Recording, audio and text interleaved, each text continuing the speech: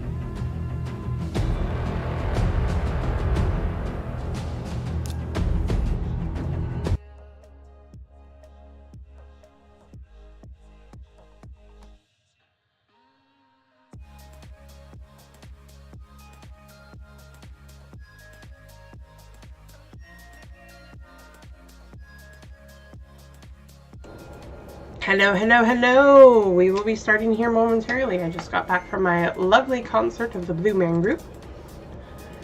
That was fun.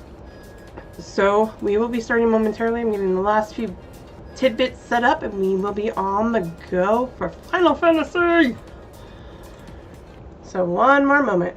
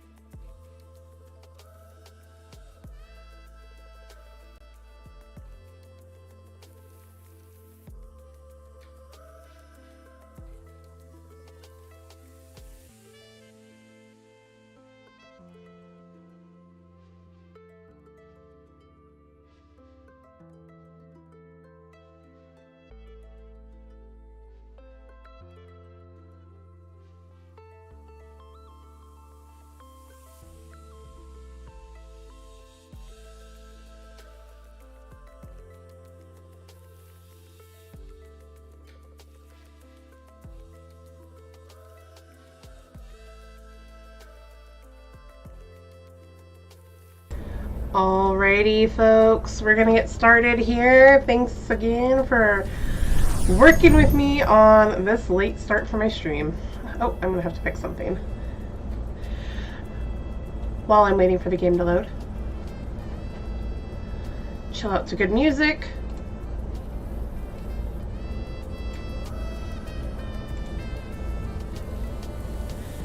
How's everybody doing? The garden gates are opening for Final Fantasy.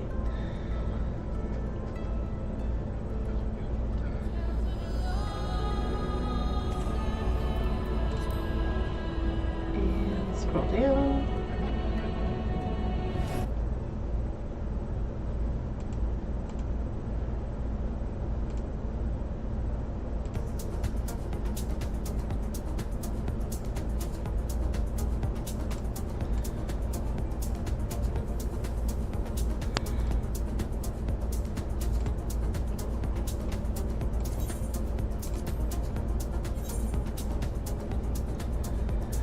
We'll start with Lane.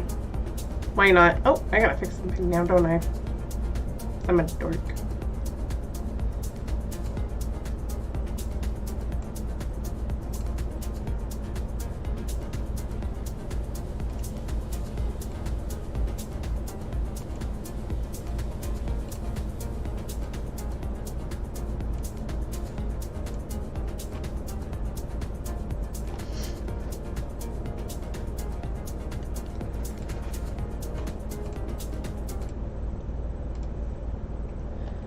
Do a couple of these and then I'll switch over to my main Sierra on ether so that I can get a few things done. Excuse me.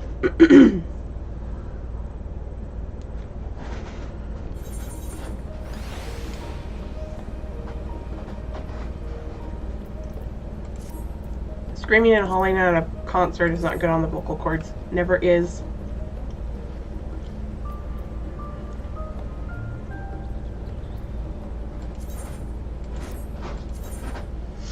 I should have said no, Leaf.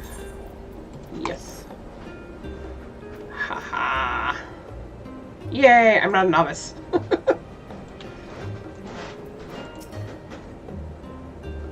I dare say Master Fauchelevent was excuse me. I dare say Master Fauchelevent was as nonplussed as we to learn the identity of Heidelin's lunar custodians. As he will soon discover, they have much and more to offer the Forum. Might I suggest we return to the Annex forthwith? We may yet have time to discuss thy recent adventures ere we are summoned to the rostra. I'm gonna do my best here, guys. I might go mute here soon. My voice is already giving out. But I didn't want to miss out on hanging out with you all.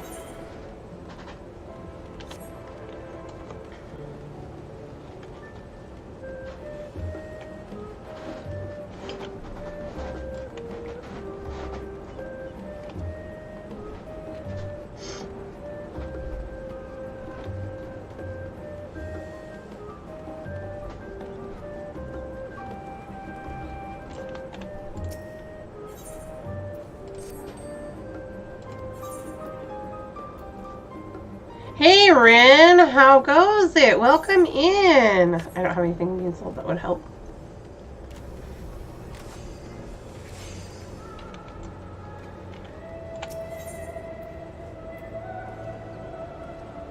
Annex. Excuse me, sorry. Water.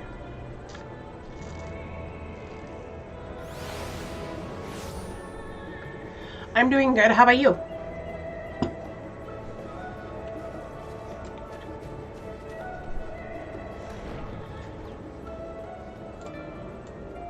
One second, folks. I have to do it that way. Yeah, because it's detecting me twice.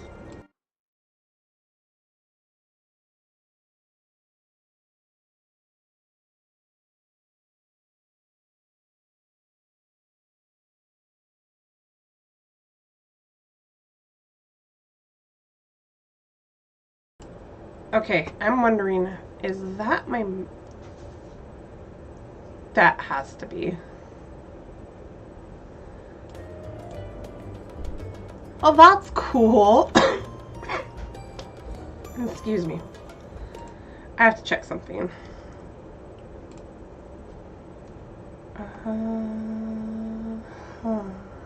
That's detecting the mic on my... Okay. It's detecting the mic on the camera. That's interesting. Works.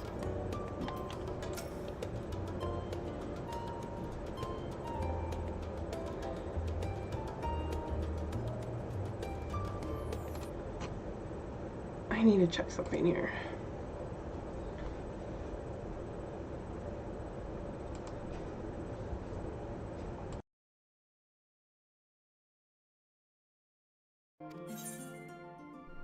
There we go. Yay! No, I'm not a fan of horror. I don't do horror. I have a really active imagination, so if I were to play a horror game, I'd probably stay up all night because I'd be scared.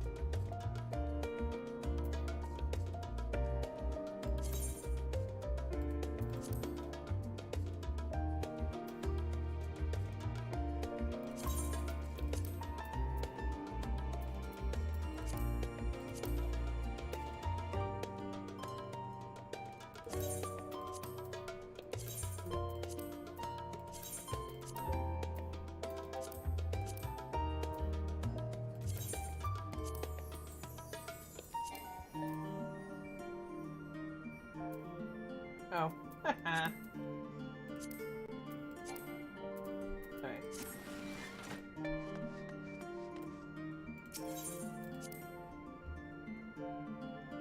Empty inventory, empty armory chest. Gotta take care of all that jazz.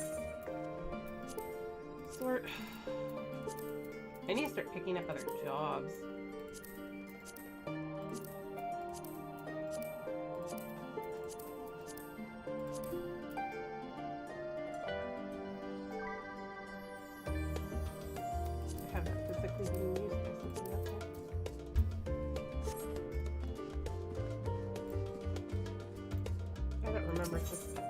Is voiced or not.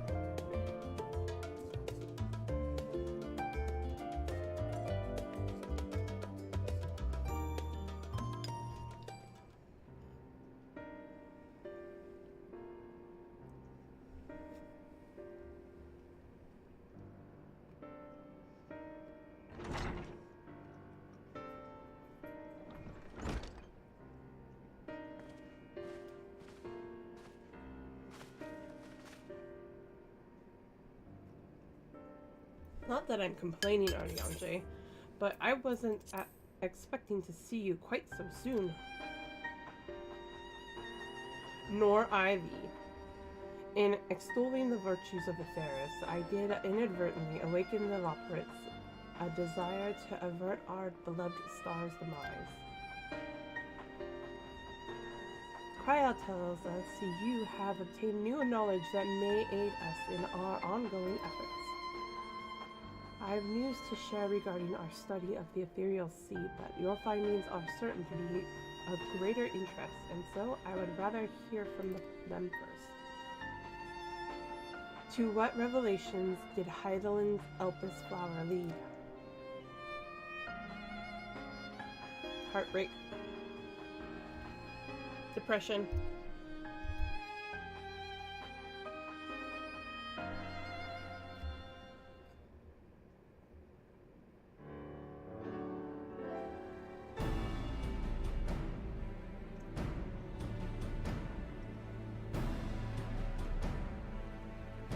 Then this dynamis is what drives the final days.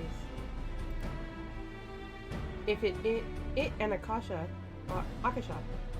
are one and the same, this all but proves Nidana's theory. Where an entity through sheer force of emotion to channel this vast dormant reservoir into a raging river, its power might surpass even that of ether. But if our star is so replete with ether, said entity would need to be outside its influence to effectively manipulate the dynamis of the great expanse. Meteon. Or rather, the sorrow and suffering of fallen civilizations that she has been hoarding for millennia. Untold anguish and fear and hatred drawn from every corner of the universe, all for a single purpose, the destruction of the fairest. Then our foe is no longer some unknown calamity. We have but one aim, defeat Meteon. You make it sound so simple, but you're not wrong. Vanquish Medion and we deliver the world from the final days, but to even attempt it, there are two conditions. First, we must determine her location. Before Medion escaped, an enchantment was placed upon her by Vana, the woman who would become Heidelin. The implications of the temporal magics are not entirely understood, and so we cannot assume that our Heidelin and the Vana you met in Elpis are one and the same. Nevertheless, due to her intrinsic qualities as an all-powerful being, I'd wager that Heidelin possesses the knowledge we seek. Whether she would share that knowledge with us, however, remains to be seen. After all, she intends for us to flee Atheris, not to stay. Do you suppose she has abandoned her pursuit of Medion? The Vana I know would never give up. No, but Medion is still out there. The Vana I know would never give up.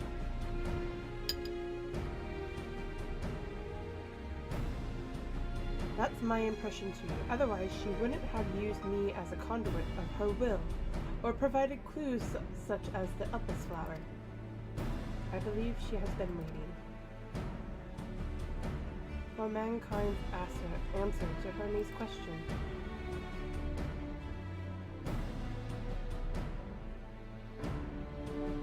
So what's the second condition? We must find a means to reach Medion. Naturally, our chosen method will depend entirely upon wheresoever she has made her nest.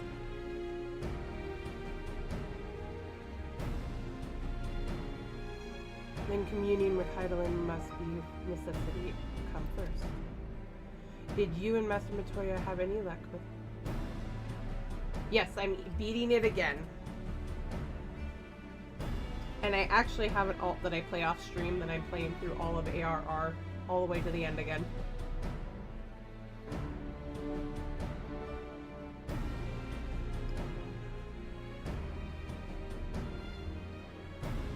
I'm gonna be tormenting myself.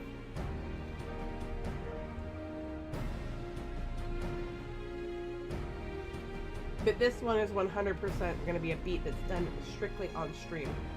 This one particularly. As my main was supposed to be on stream, but I didn't fully record every bit that I played of it. So.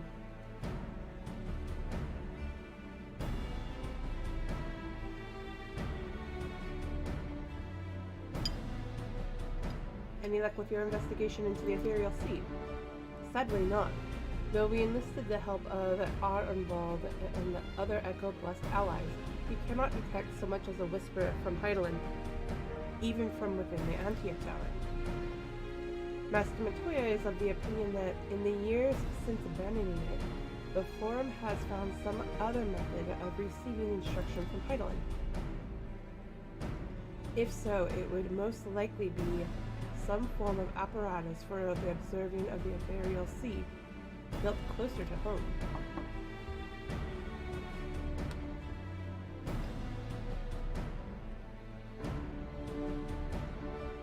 Saudi and Murat, we've just received word from the Forum.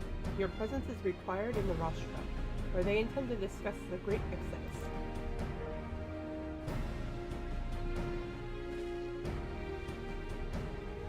Then Father was able to persuade them then. They're finally taking us seriously. Let us hear what they have to say.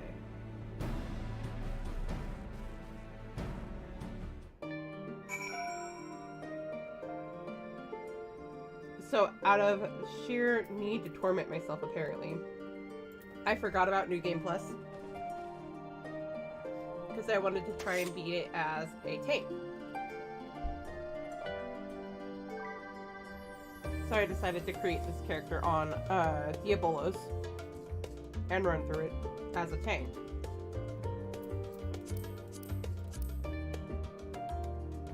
I refuse to try doing this as a healer or a caster, just because I know that's going to be sheer torture for me because I'm not good as either. Not yet, anyway.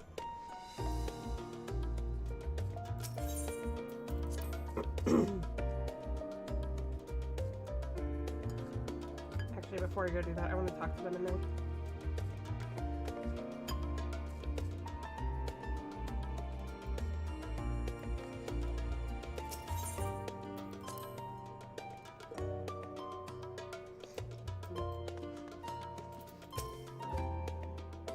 To think the crystal tower of the first is capable of such feats as sending someone's soul into the distant past.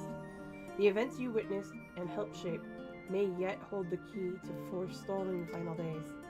I'm reminded of dear friends in a future I unmade, whose selfless efforts saw the 8th umbral calamity averted.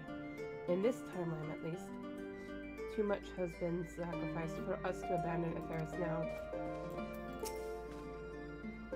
After sending Graha and Estinian back to Garlemald, I stayed in Locus Aminos for a time. Being an imperial province, it was already in turmoil before the onset of the final days.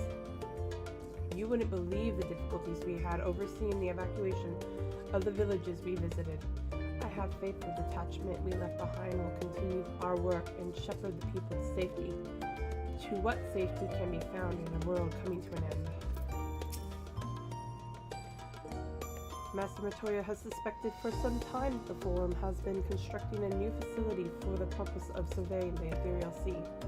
Of course, as the custodian of the anti-tower, which would presumably be rendered obsolete as a result, she has a few things to say about that. Thank you.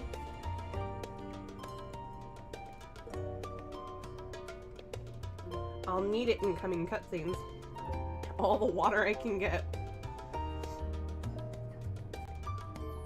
Nothing that should be repeated in polite company, you understand. Of course not! It's Master Matoya. After you left for Garlemald, I went to Labyrinthos and tried to reach Heidelin using the help of flowers. Alas, my attempts were in vain. I can only assume that she spent a vast amount of her power in the confrontation with Vantaniel and is presently unable to communicate. Indeed, as her presence left my body, I could feel how faint it grew. It had grown. Excuse me, I can't word. I hope you don't mind me staying behind while you attend your big meeting. The rostra reminds me a bit too much of the supremely scary tribunal in Ishgard. You'll forgive me if I keep my distance. Sataru, we forgive you. Father has granted us the opportunity we've been waiting for. Though we know not what information, if any, they intend to reveal, there's only one way to find out. To the rostra. Well, that was a much quicker response than I was expecting. Nice to know our efforts on the Magna Glacies didn't go unnoticed. At first, I wasn't sure what to make of Hermes and his motives. But it's like we discussed at the Great Work. When faced with the harsh realities of life, some seek the release of death, others grow defiant. They fight. Either way, it is our right to choose. 'Twas Heidelin's commandment that in the event Zodiark should perish, the Loporrits were to deliver the people of Atheris from harm. Though that be the limit of their duties, they possess knowledge unparalleled of the great expanse and the means to its traversal. Should they be persuaded to assist in our efforts to reach Medion, we would do well to heed their counsel. Oh, one of my favorite cutscenes with Fortunatus coming up, if I can get to it. Because his face. All about his face before I do this.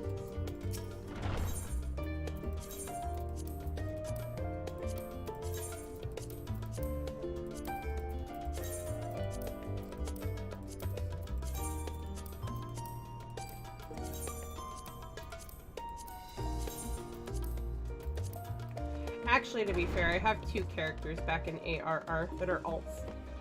And one other one that I skipped to EW. To Endwalker. Why am I taking the long way? I do this a lot and I need to stop. There's a fast way to the rostra. Without having to climb all those stairs.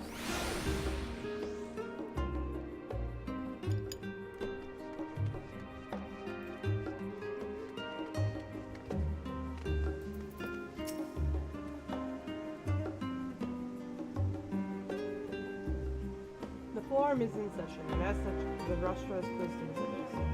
They're expecting me.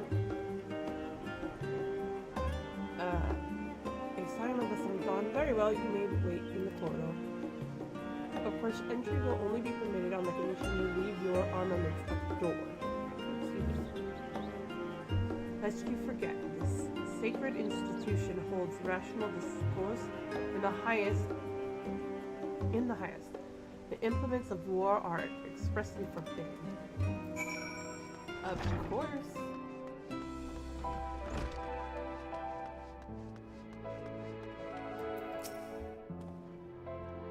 You are with the Scions, yes?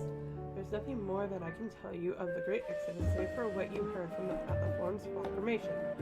You may be on your way.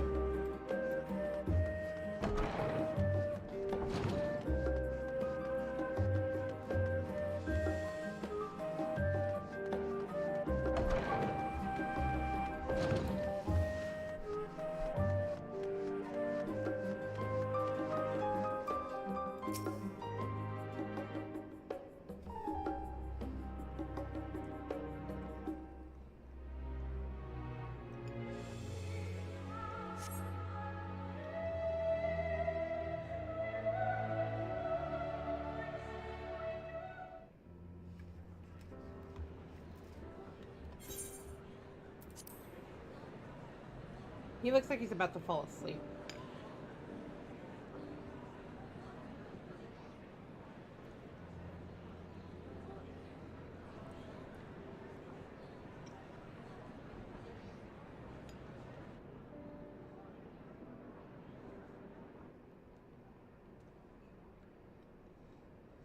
There is a matter I wish to raise with you before we enter. We are here to listen and to learn. But if the Forum's plans are more or less what I expect, then I should like to make a proposal that will serve our ends. By your leave, of course.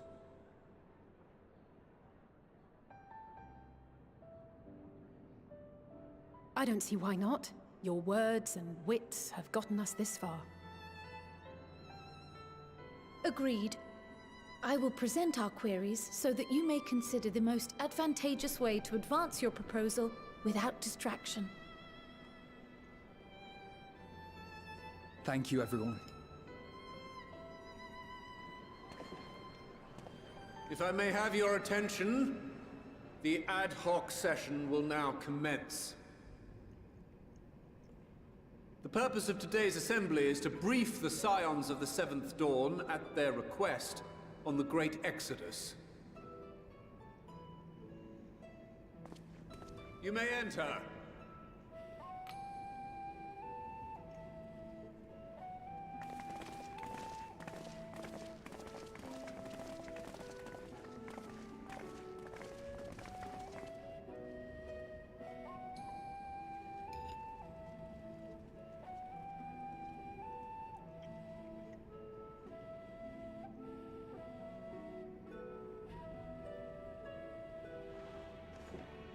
On behalf of the Forum, I commend your heroic actions on the Magna Glacies.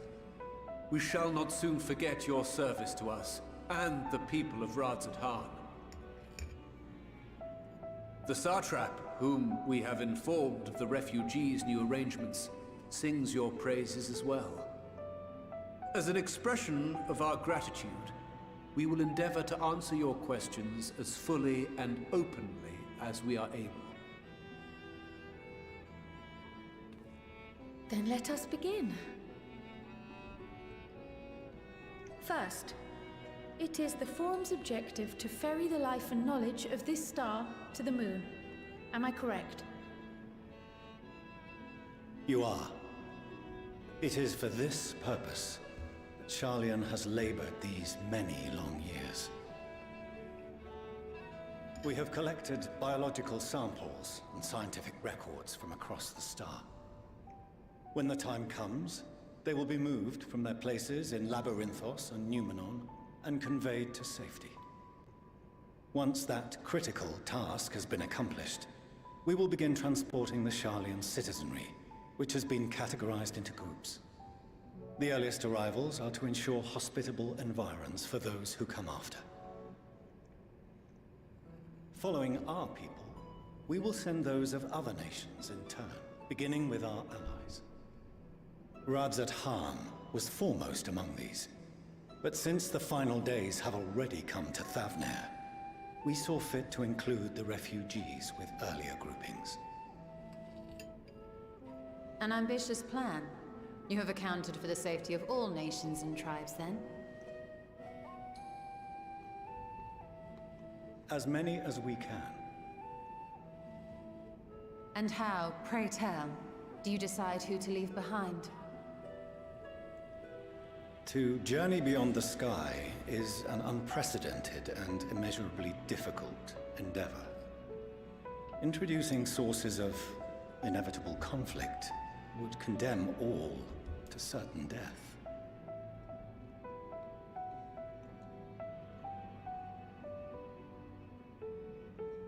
Questions as to the validity of that approach aside, are your plans proceeding apace? We're under the impression that your primary means of celestial transportation is incomplete.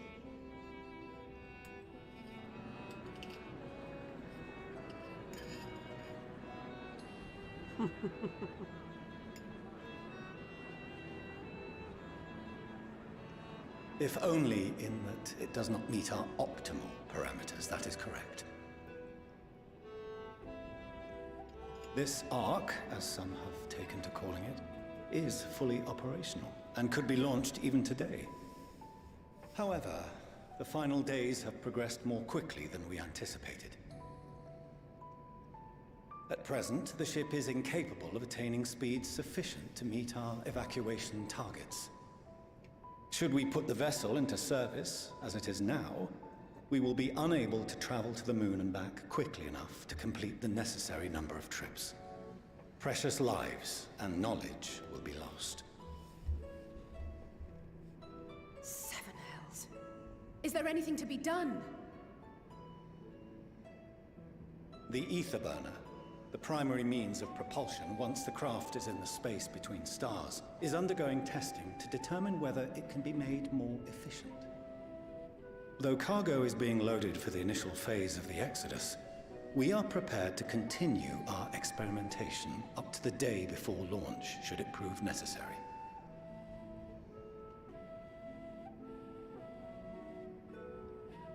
What if the Scions were to solve your problem?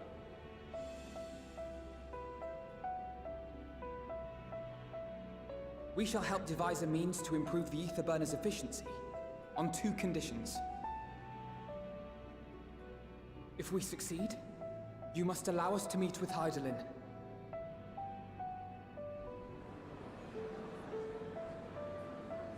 'Twas simple enough to deduce. You have a Concord, and so you would never have abandoned the Antitower had you no other means of communication. One far more convenient, I suspect.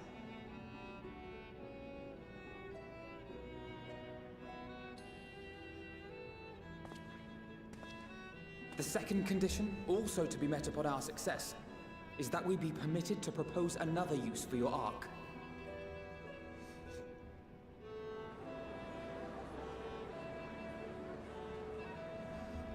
Excuse me, sorry guys. We would be at liberty to refuse this proposal. Of course. If we cannot prove its merit to the 99 here, who are we to stake on it the lives of all peoples of this star?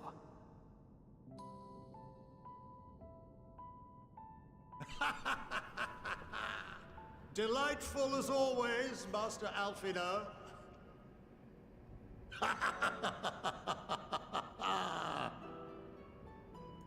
Oh, we couldn't have asked for a finer plan. Allow us to solve this complex engineering problem of which we were entirely unaware until moments ago. What could possibly go wrong? The satire writes itself. I love that.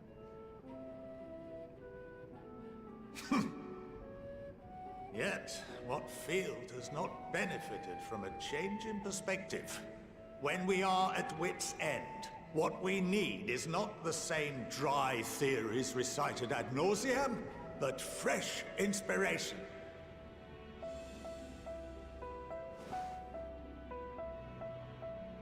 I, for one, have faith in my erstwhile students to provide it, and I find their terms to be perfectly acceptable.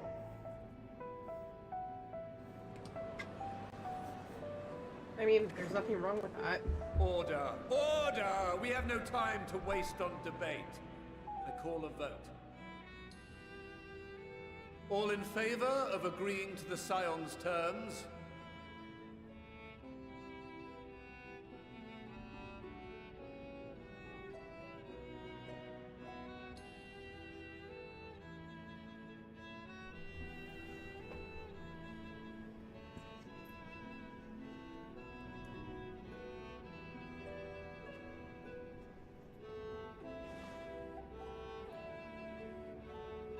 "71 in favor, 28 against.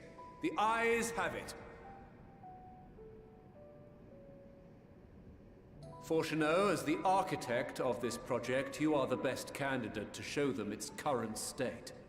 And bear in mind that regardless of your personal misgivings, this is the will of the Forum.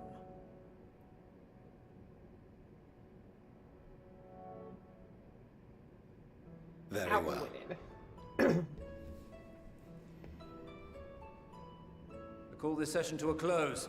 Return to your tasks with urgency. The final days wait for none.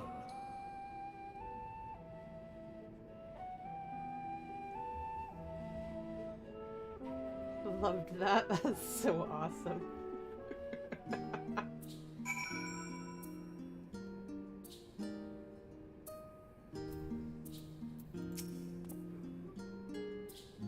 Sorry about not letting the rest of you in on my plan. I was admittedly thinking on my feet for the most part. But since we require both a means of communing with Heidelin and reaching Medion, in the spur of the moment I saw involving ourselves with the completion of the Ark as a way to work towards both objectives simultaneously. However, we must first keep our end of the bargain by solving the problem of the Ether Burner. I'd like to think it is not a challenge beyond our combined expertise, or at least the expertise of our extended circle of associates. It might behoove us to learn how the Ether Burner actually works before we attempt to improve it, though. You think? As Father seems so eager to help, maybe we can have him educate us about the Ether Burner.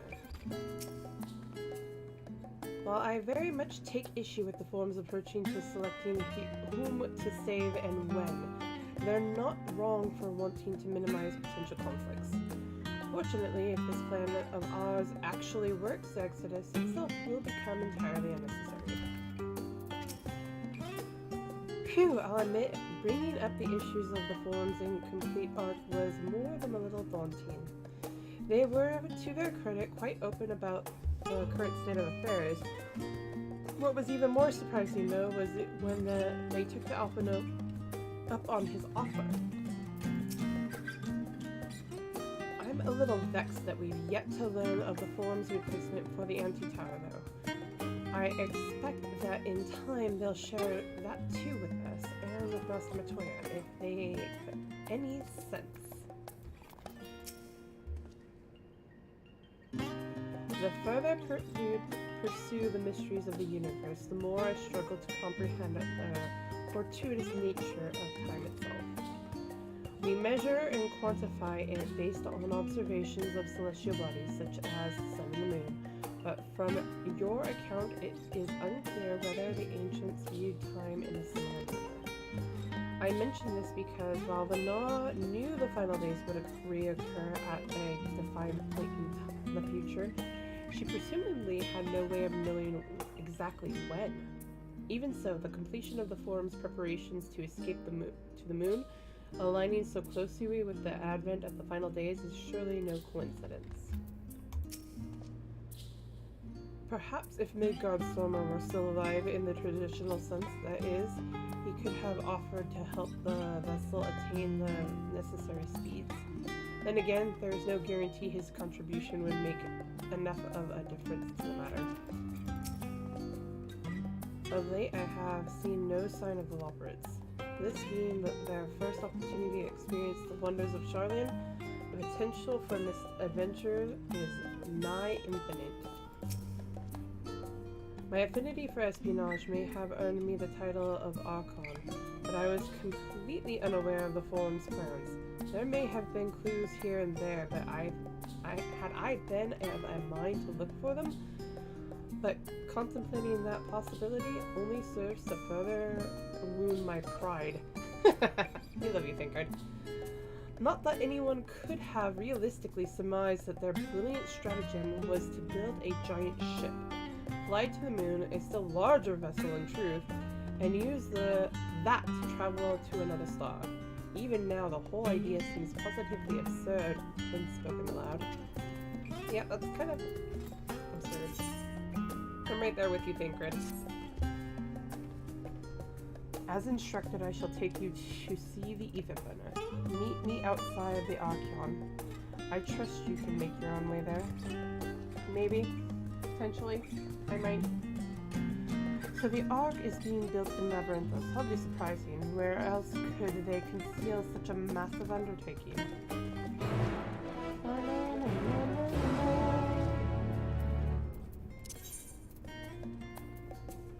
Next question. Did I remember to attune to it? Yes.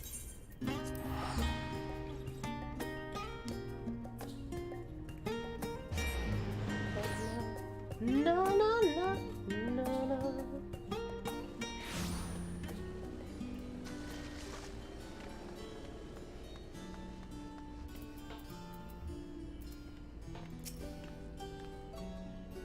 Do they intend to carry everything in the Archeon to the moon? They said they'd started loading scientific records and biological samples, but do they really need all of it? It seems so long ago we first set foot here.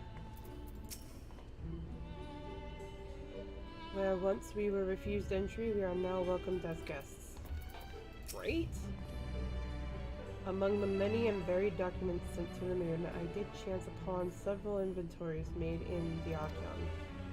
Mayhap the Forum believed such records would provide insight into the intricacies of clerical duties. Regardless, the Loporrits did not consider them worthy of more than a cursory glance. Some would surely object to the Forum allowing foreign elements to have the run of their secret facilities. We should count ourselves lucky. It has been many moons since I last visited Labyrinthos. As vast as the archives were back then, they've only continued to grow in the days since. That we have been granted permission to enter the lower levels is proof of our increased standing. Would that they had been unwilling to confide in us sooner. I don't understand the appeal of reshaping it to look like the world above. Make your peace with what it is, or go outside if that's what you prefer. Estinian, I like you. Our destination lies in the lower levels. The Forum, in its wisdom, has granted you access to Archeon's lift. Step inside and have a feeling take you to the medial circuit.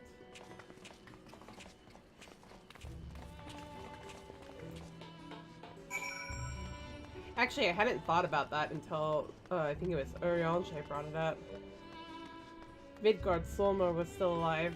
But he might have provided some insight on that. You wish to use the lift, yes? Yeah. Need to, kind of.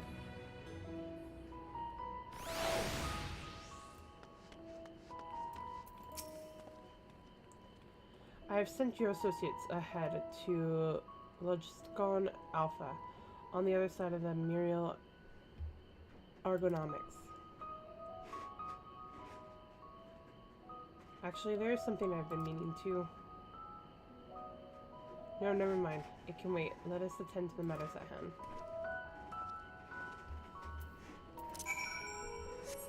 What were you gonna ask? Back here.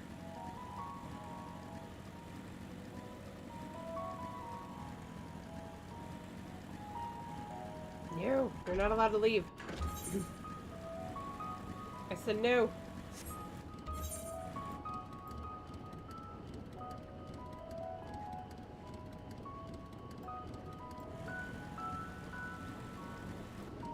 That would be a bad idea.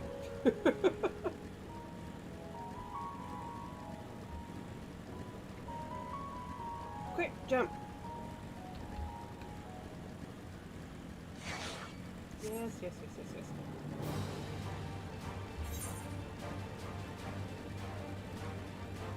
Actually, I think that's the other way. I did it stupid, didn't I? Yes, I did. Okay, time to go back. I forgot. How do you get down there? It is over there. Okay. I missed it.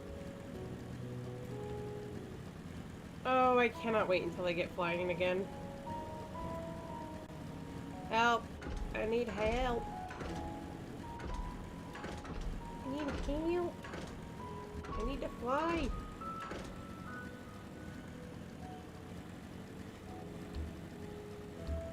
And I feel like I'm missing one that's right around here.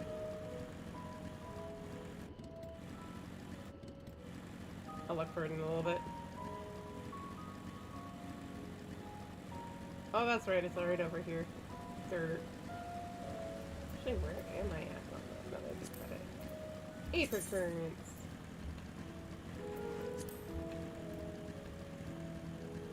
I only have one. Oops.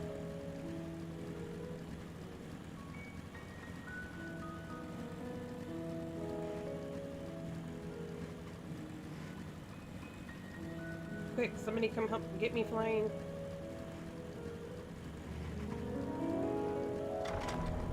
Motorcycle helps though. They're gonna have tire marks all over this.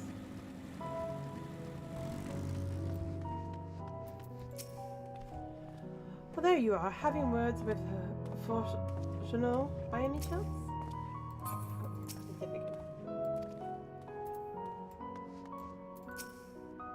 I wonder what this place is actually for.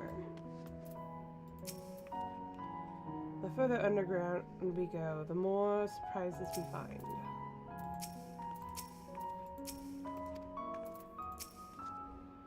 The fields we pass along the way brought back memories of Ferndale. Unfortunately, we were never blessed with such abundant crops. We must be close to the central circuit, which is where Charlene's greatest secrets are held. If the tomes I perused told the whole story. On our journey here, I was filled with an inexplicable sense of elation to see vegetables other than carrots being cultivated. Why, it near brought a tear to mine eye. Knowing the form, even the people working down here are probably kept in the dark about the true purpose of this place. Knowing them, yes.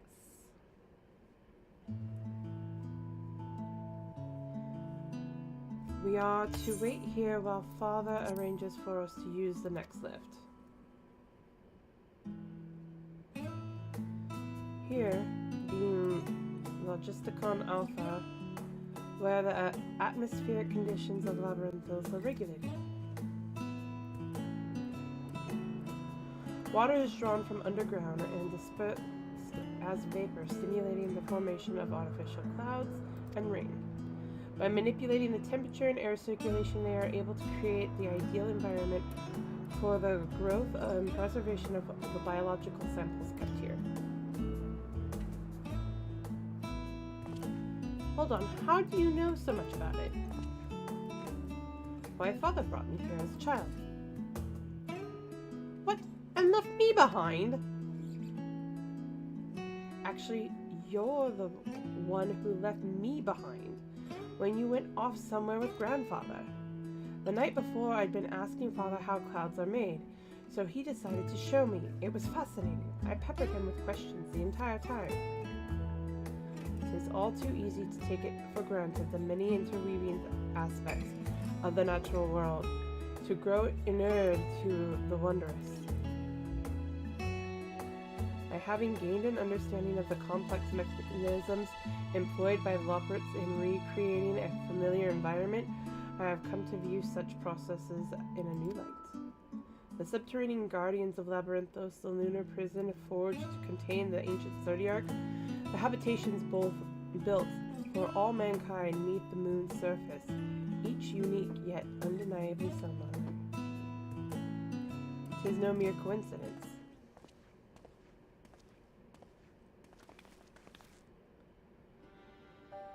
Ever since Hydaelyn unfolded to us the grim fate that awaits Atheris, every essential resource we could spare has been delivered to Labyrinthos in preparation for the Great Exodus, but that's not all. It is also a testing ground for technologies that will allow us to settle on distant stars. Though the Loports have endeavored to make the moon inhabitable, that is not our final destination. Mankind must learn to propagate life where there is none, to thrive where all is barren. Alas, time is not on our side. I have arranged for you all to enter the central circuit. It is there that most of our preparations for the Great Exodus are being carried out, the construction of the Ark among them. Though our plans have been made public, access remains highly restricted. You, however, will not be subject to said restrictions, and will have free reign to come and go as you please, such as the will of the Forum, after all. We will prove ourselves worthy of their trust. Your trust.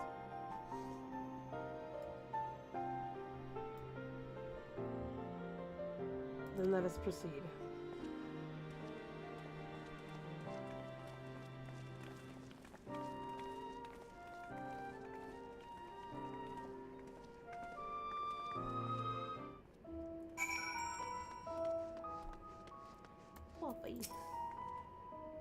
By decree of the Forum, the Scions of the Seventh Dawn are permitted to enter the Central Circuit. Yes.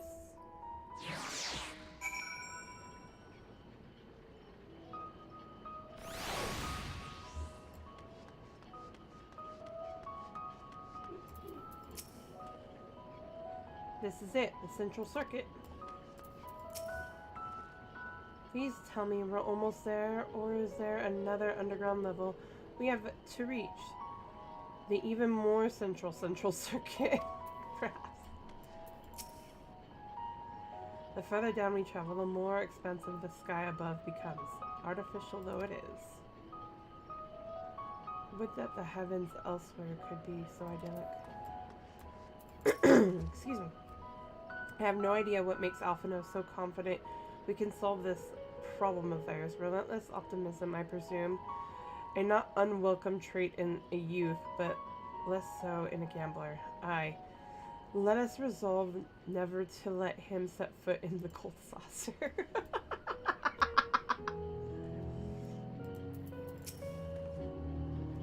I imagine the secrets kept here would be of great benefit to mine own research, but I will refrain from indulging my curiosity for the time being.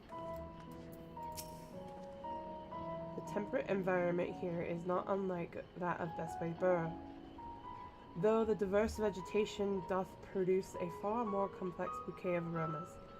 A welcome difference indeed, for I have grown weary of the scent of carrots. I bet you have. The sooner we can get a look at this ether burner of theirs, the sooner we can start working out how to improve it. Well, we might finally have the chance to commune directly with Hydaelyn, provided we somehow manage to succeed where Charlene's finest engineers have failed. Still, it won't hurt to have a look. The ether burner is being constructed not far from here. Overseeing the work is Kokol Denko, after whom the forge is named. Once the necessary introductions have been made, I shall leave you with him to discuss the particulars this way. Take it this way. Follow me.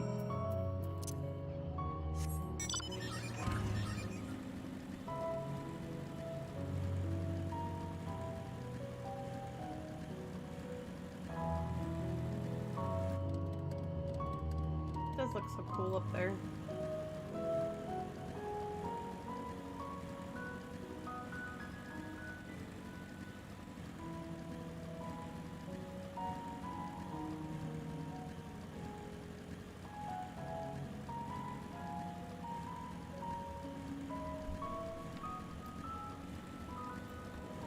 Coco's Forge.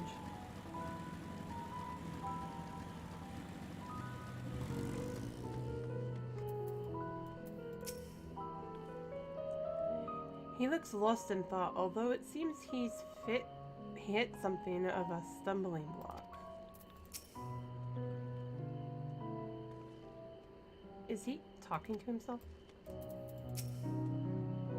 Perhaps he'd like to break the ice. This is the man we seek. Do try not to startle him. He hasn't even realized we're here, or perhaps he has realized but just doesn't care. For a closely guarded secret, you can see practically everything from outside, even with the magical barrier surrounding it.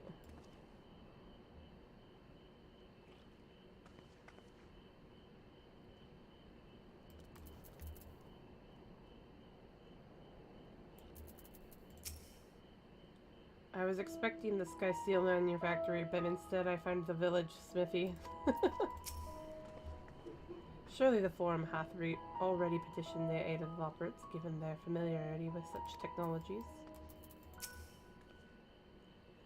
While many of the facilities within the central circuit seem to be visible from the upper levels, the more secretive work must be carried out behind closed doors.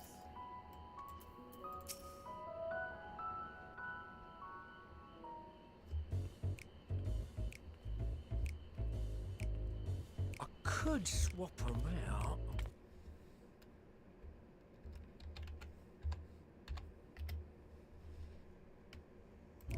Think, Coco, think! We'd be well on our way to paradise. Visionaries patting themselves on the backs for their grand accomplishments if you'd only think! Yes, that does sound rather lovely. Yeah! I mean, Master Force, you know, what a pleasant surprise. We're not blasting off already, are we? The schedule remains unchanged, for better or worse.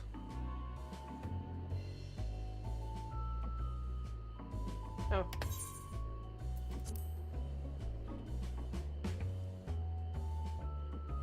Which is why the Forum has elected to accept assistance in resolving the ether burner conundrum.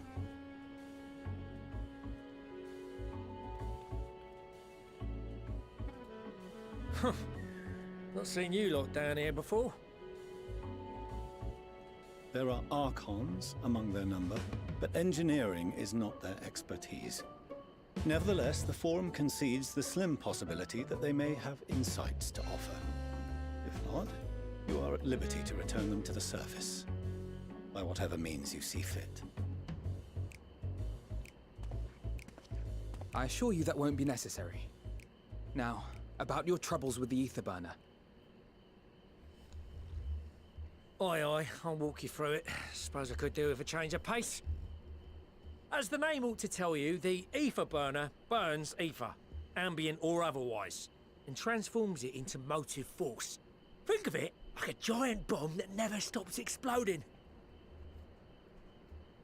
Even out in that black void where the ether's right sparse, it's strong enough to move our arc. And it probably won't kill you like an actual bomb.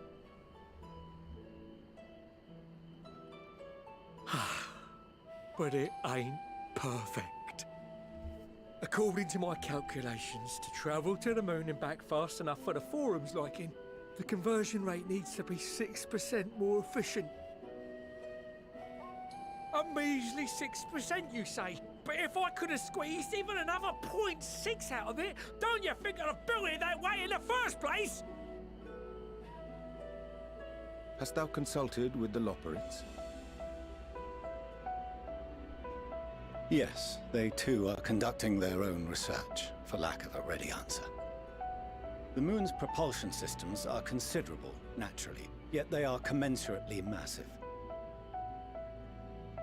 It is no easy feat to convert their technology into an efficient means of propulsion for a teeny tiny toy boat, as they say, and as I most certainly do not. I love that line. Yes, exactly!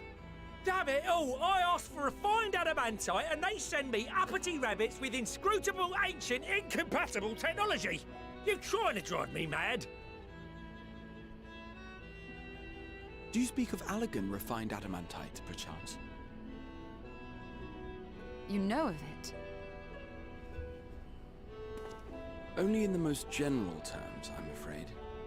'Twas an alloy of Allegan make, but the secrets of its production were closely guarded. As I recall, the record stated it was vital to Dalamud's construction and launch. Aye, that's the stuff. No material more conductive far as I know. Slotting some ends like blowing up a dam and watching the river of ether come rushing through. He has an obsession with explosions. Ain't a living soul that knows how to make it though.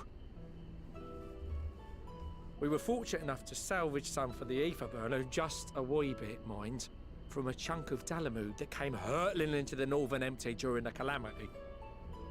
With more, well, that extra 6% efficiency would be child's play. It's a crying shame that we've no other sources. Surely the many shards of Dalamud scattered throughout Eorzea would suffice.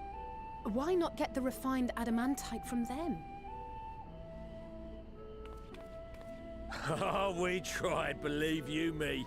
But only a few specialised pieces would have had any in them to begin with.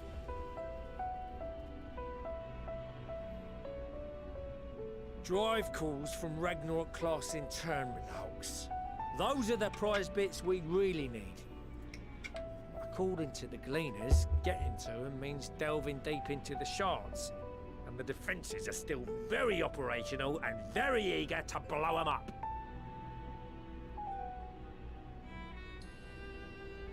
It's rough going in there, even for the cream. Not sure they'd make it out alive.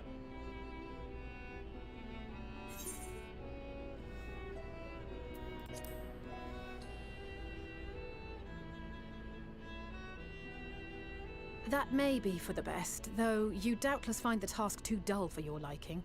Ha ha! There is a change there. This character hasn't There done are multiple vomit. internment hulks in Eorzea alone, so handling this ourselves may not be the most efficient option. Rather, if we could salvage adamantite from the shards simultaneously... Thancred, is the link shell we established before you went to Garlemald still active? Of course. The floor is yours. I love this.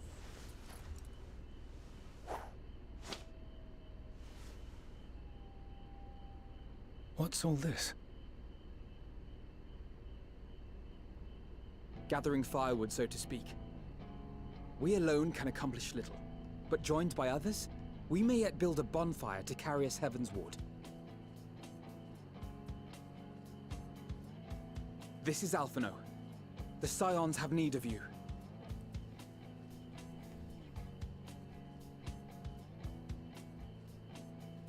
Oh, I just realized.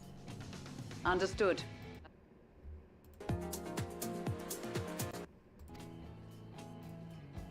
My sisters are somewhat preoccupied with the final days, so I will lead the 12-Sword expedition myself. Are you aware of any other sources of refined adamantite? Go Scions, go Scions, go Scions! Logically, such an invaluable alloy would have been utilized solely where absolutely necessary, in components intended to conduct or collect surpassing amounts of ether. Any extant instrumentation or devices would have likely found their way into the hands of etherologists. Or enthusiasts.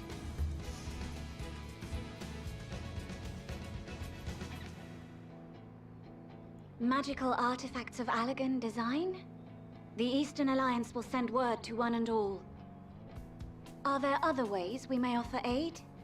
No shards of the Lesser Moon scar our soil, but our stake in this cause is no less for it. Is there anything in Othard that might be of use to you? What did you say? Oh, you got friends in far places, lad. Anyway, if you're offering, I wouldn't say no to one of those Far Eastern sacred relics. Some of them can hold enough ether to summon a whole damn primal. Combine a source like that with the ether burner, and 3, 2, 1, kaboom! He has a knack for explosions I that gather you rival heard his explosive enthusiasm. even Might you Jamie secure us a and suitable relic? Adam's Mythbusters. It shall be done.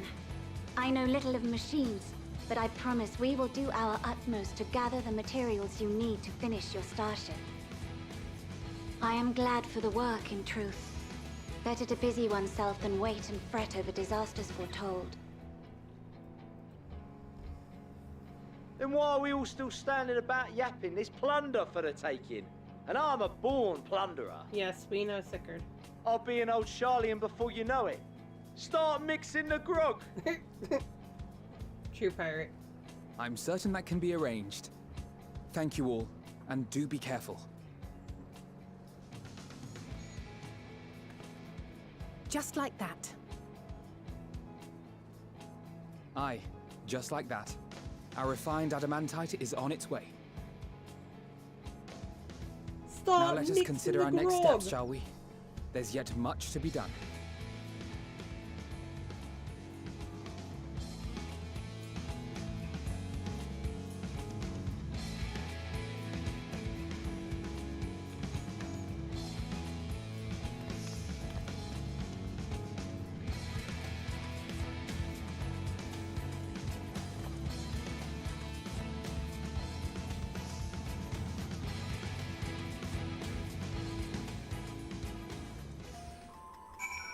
Maybe if you just had asked around, we might have gotten through this sooner. Cool. Appreciate you doing all this, but I ain't getting me hopes up just yet.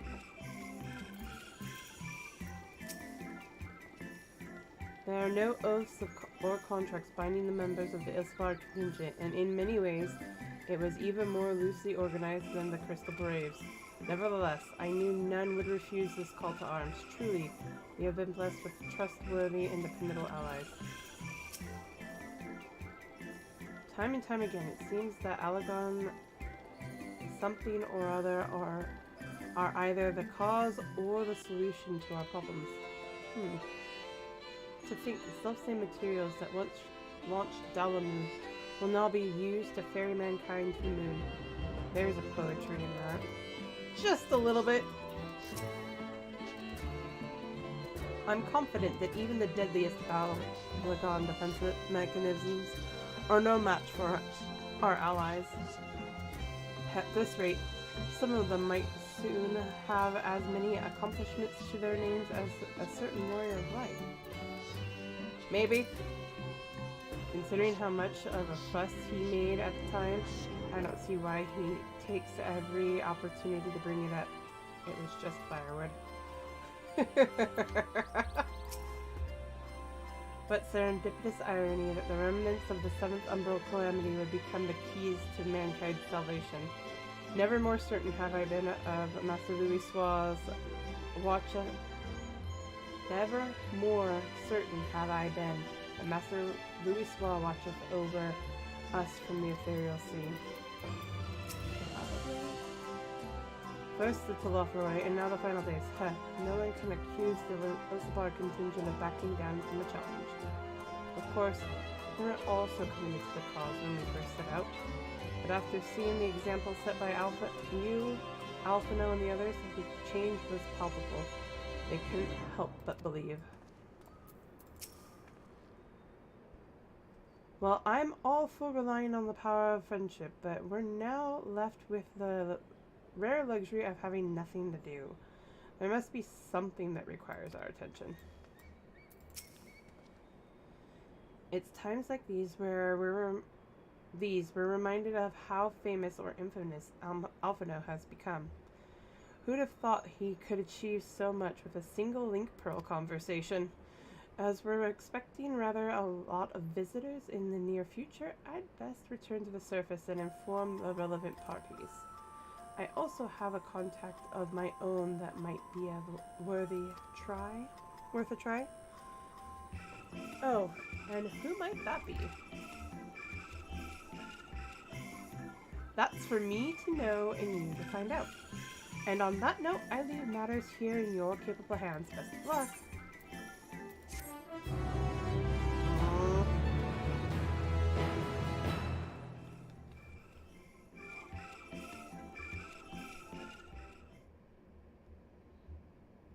Meanwhile, in Ul'dah,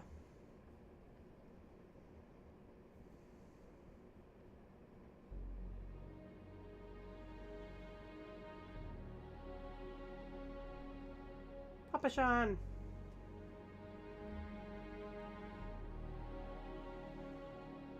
Our course of action is clear. We must harvest refined adamantite from the shards of Dalamud and procure arcane relics of Allagan make. Summon the best and brightest of our immortal flames and form an expeditionary party at once. Call upon the Sultan Sworn and Brass Blades for support as you must. Papashan, send word to the guilds. We will require the expertise of master artisans if we are to have any hope of identifying and recovering these elusive materials. Thiergeist, we have need of your stone torches. They are to assist the immortal flames in scouring the ruins and to help secure the surrounding areas. I trust I can count on your support. As commander of the Stone Torches, my son Zimberg will personally see it done.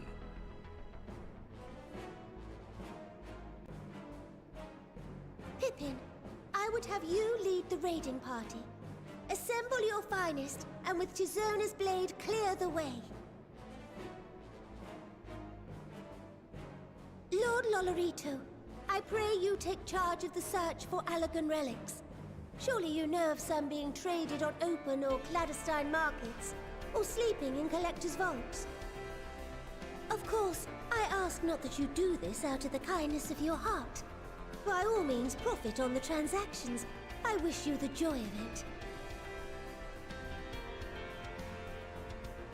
The final days descend upon our world.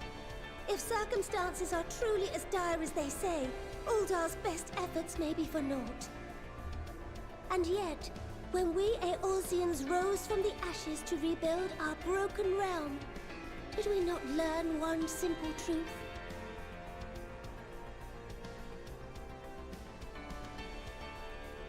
That which seems all but impossible to overcome alone may yet be possible if we stand together. It was the Scions who united us then, and it is the Scions who call upon us now. Ul'dah will answer that call. We will summon our courage and join the fight for our world's future. You know your duties. I, Nanamo Ul'Namo, 17th in the line of Ul, bid you good luck and Godspeed.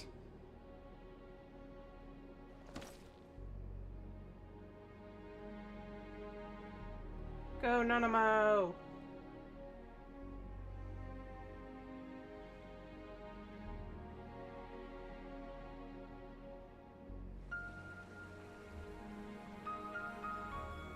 Meanwhile, in the Black Shroud,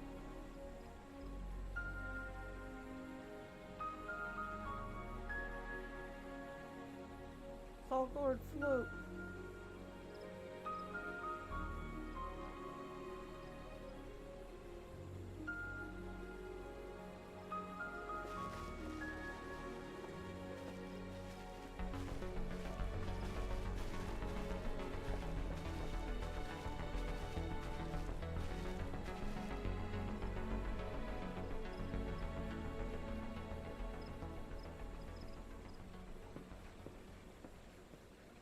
We fielded a goodly number, but our ranks are heavy with healers, and an abundance of restorative magics will be of little help in destroying Dalamud's defenses.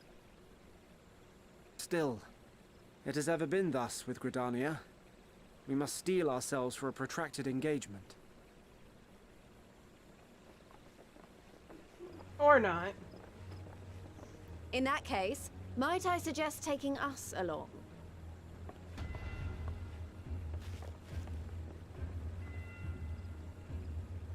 Commander Hext, what are you doing here? None of the shards in Girabania are big enough to hold an internment hulk. So we said to ourselves, why not lend our neighbors a hand? We thought you might be short on people with a talent for breaking things.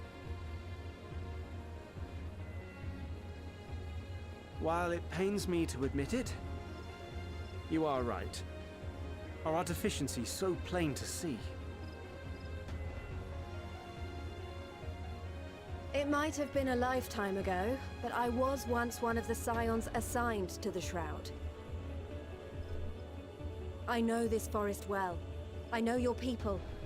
And I know we will be stronger if we fight this fight together.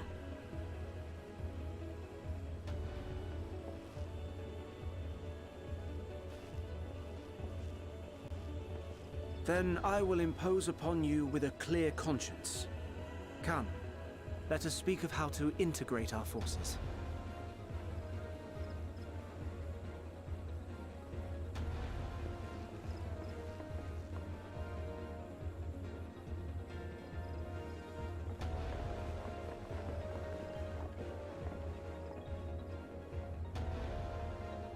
I won't let it all be for nothing.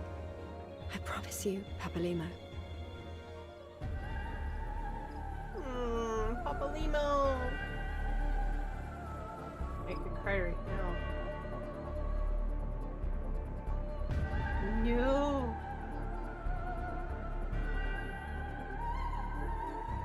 Meanwhile, in Carthus.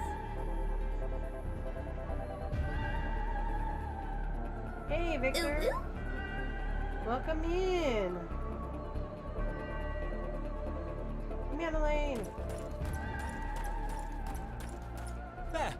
There you are! We've no time to waste, brother. Everyone has already...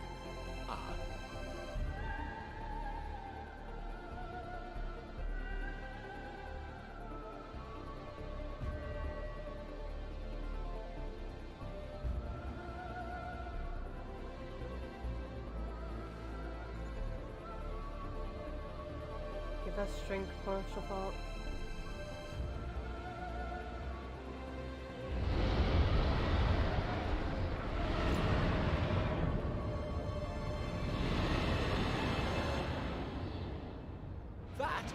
That was a roar!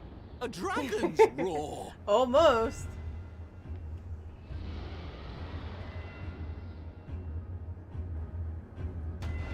Inching closer.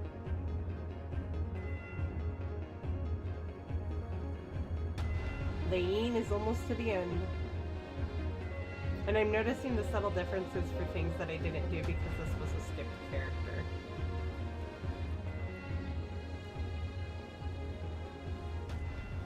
And so, in summation, the Eastern Alliance, as well as the Honourable Lord Lolorito himself, reached out to me for assistance in procuring these treasures of the divine, and I, in turn, do beseech the Confederacy for aid.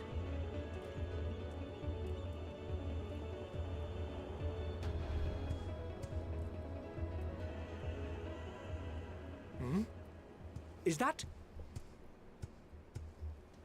Hancock? What a surprise this is. I don't think I've ever done that. And a fortuitous one at that.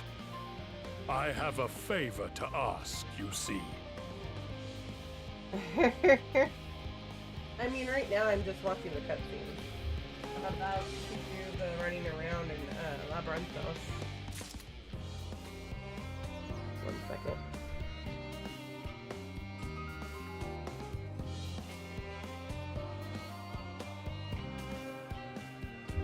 Which tells me a couple of characters that I might be redoing. I'm gonna have to delay a lot of stuff our characters are going to be finishing out. I'm going to have to delay a lot of stuff because I want to go get the side stuff that I never did on the lane. Okay. Is this all the same? Yes. Alphino is resisting the urge to pat himself on the back. Though our friends are searching for refined adamantite and sacred relics, we will only know if they meet your requirements once they have arrived. In the meantime, is there aught else we might do about be of service? Ah, you've already done more than enough. If I had to say, though, I could use someone who knows a thing or two about Alagan technology. You there, the lad with the red eyes and matching hair. You seem to know more than the average scholar. Okay.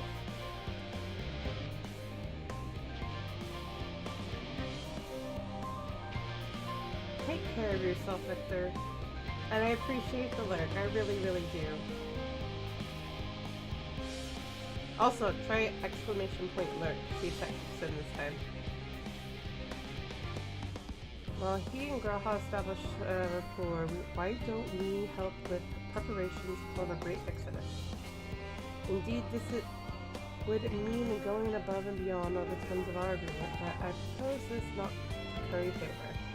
As confident as I am that we will succeed, we must be ready for every eventuality. This would also be an opportunity to familiarize ourselves with the logistics of traversing the great expanse, and if nothing else, it beats twiddling our thumbs while we wait for the adamantite.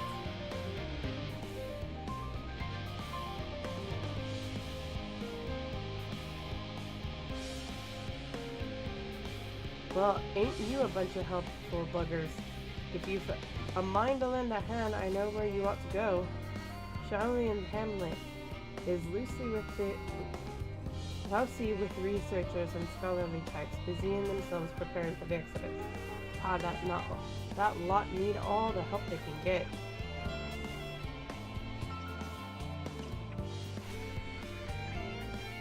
Well then, off we go.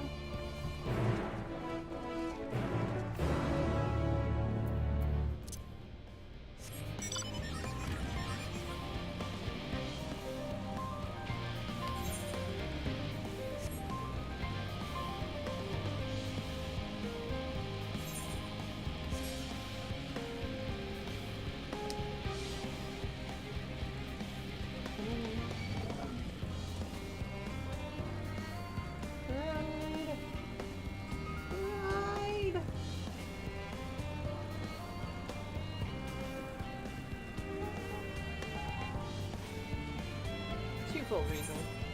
One, because I need to get over here so I can get attuned to that right.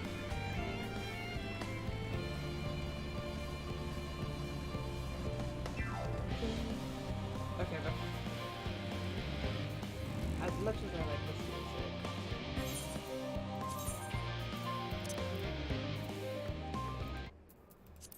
the same tune playing over and over again will only drive me mad.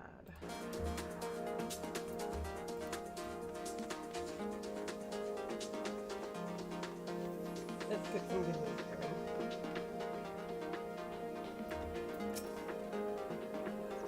In order to protect the secrets of the central circuits, researchers must navigate a bewildering maze of paperwork before they are permitted to return to the surface.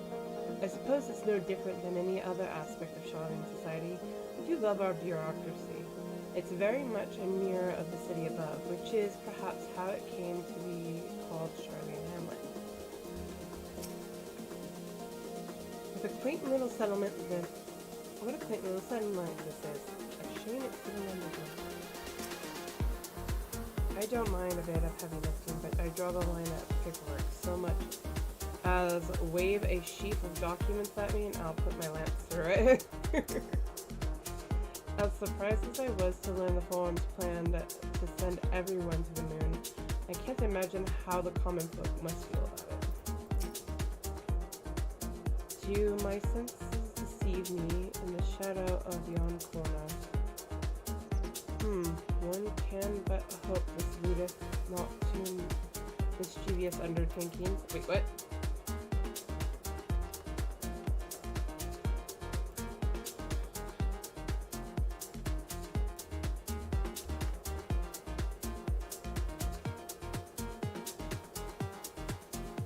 There's a Loporith around here somewhere.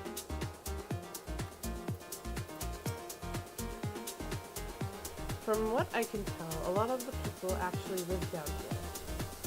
I don't know how much help we can offer, but I dare say they'll benefit from some of that fresh inspiration Skolak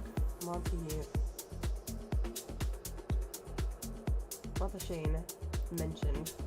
Let's start by asking around.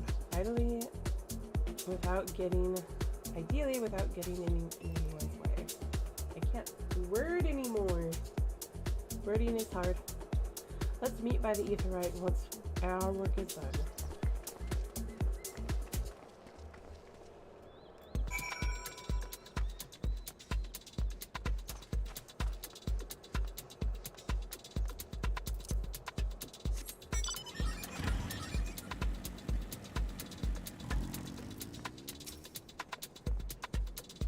Helping with the Ark, even with all the power Master Coco's managed to squeeze out of the ether burner, it's still not enough apparently. And now I hear the final days have arrived. Horrible creatures running rampant all over. If only we'd begun the exodus sooner. People are dying and there'll be no end to it if we don't fulfill our duties. But we will. We've spent years preparing for this. I believe in the plan and all will be well. Not that we don't, we just know there's flaws.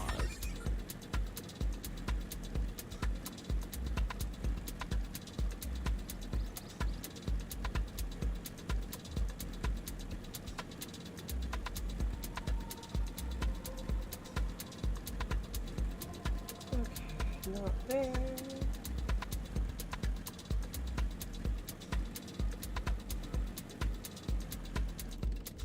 Let's see.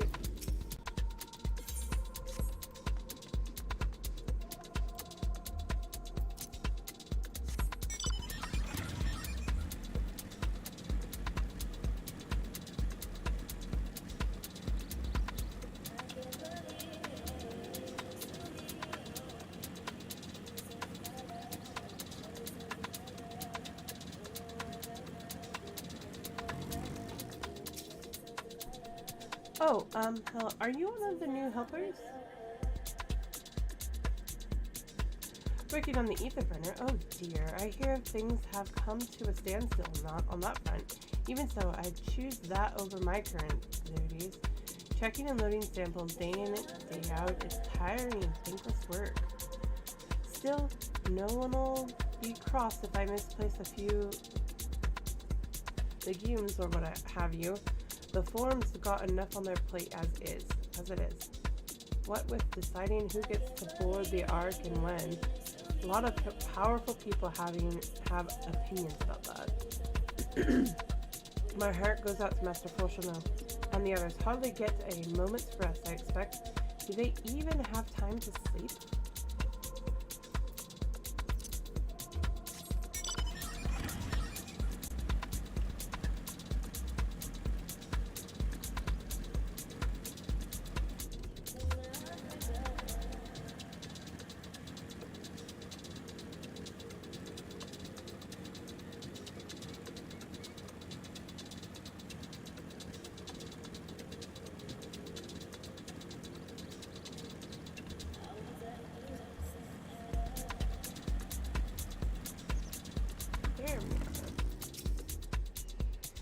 Offering to help, that's very kind, but I should be able to organize the rest of the documents by myself. It's mostly lists of the things we'll need once we arrive on the moon, and then whichever star we choose as our new home. My duties largely concern the maintenance of the living conditions, so I'll be a lot busier after we depart. I hear that our lunar collaborators have come down to assist in our efforts. I'm looking forward to finally meeting them in person after having communicated with them in such a limited capacity thus far. To be perfectly honest, I've not even had the slightest idea what they look like. I do hope they're not enormous looming giants. Why, I would much prefer something small and fluffy, like that beheaded rabbit that ran by. The beheaded rabbit was probably a loperit.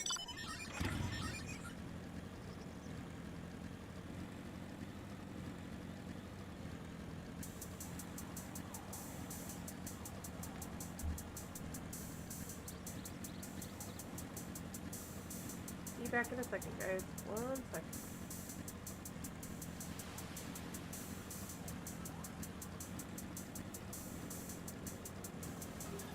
Unveiling this, and then I'll do that.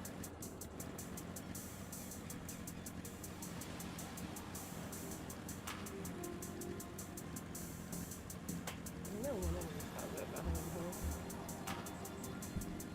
Oh, this one.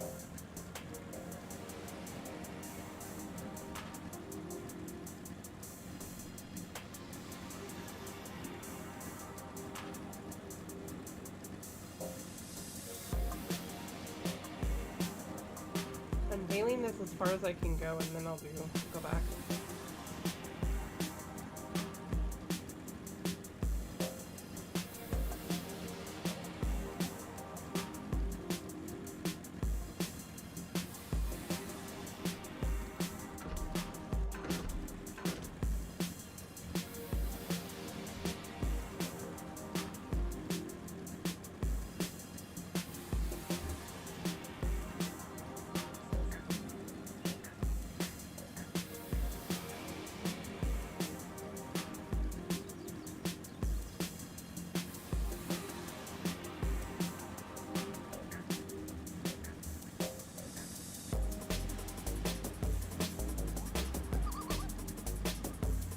That was kind of cool. Victoria! Alright.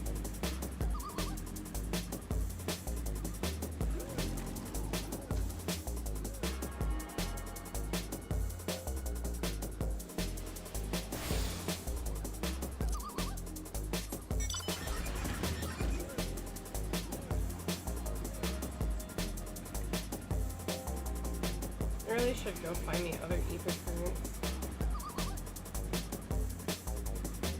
Boop!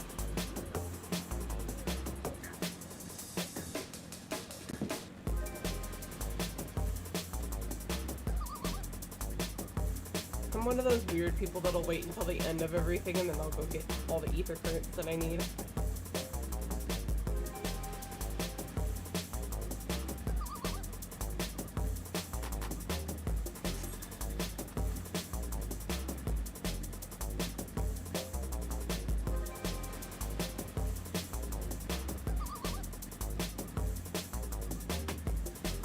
Probably would be driving KG nuts right about now. If he was still awake.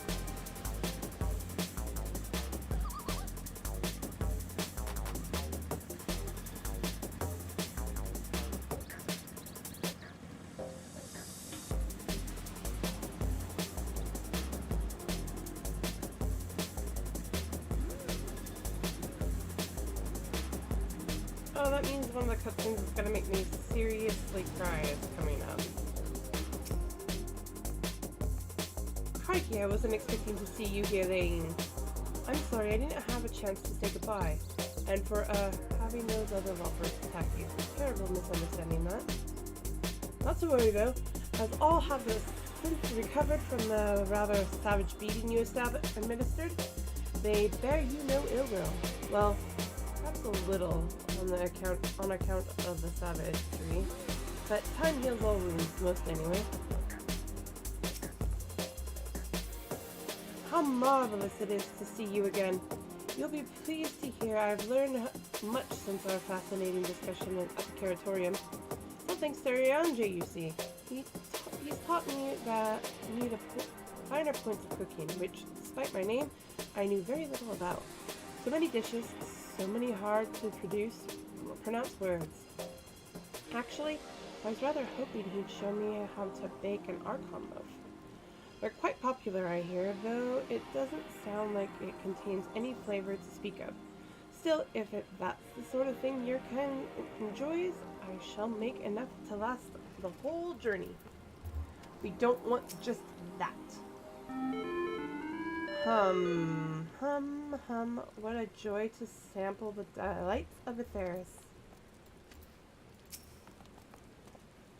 Fancy meeting you here, Layeen. Our friends in the forum brought us to see their teeny tiny toy boat, which was quite impressive considering they didn't use any creation magics. What we're really interested in is Etheris itself, though we now find ourselves in sort of a funny underground miniaturized version of it. We were hoping the forum would give us a guided tour, but it appears they're rather preoccupied. Honestly, all that time to prepare and they're still not ready. I suppose we'll just have to show ourselves around, or at least that's what we were planning to do until we chanced upon Urianger and your good self. Since you're both dawdling about engaging in idle chit-chat, perhaps you could show us a few points of interest. Won't that be fun? Sure.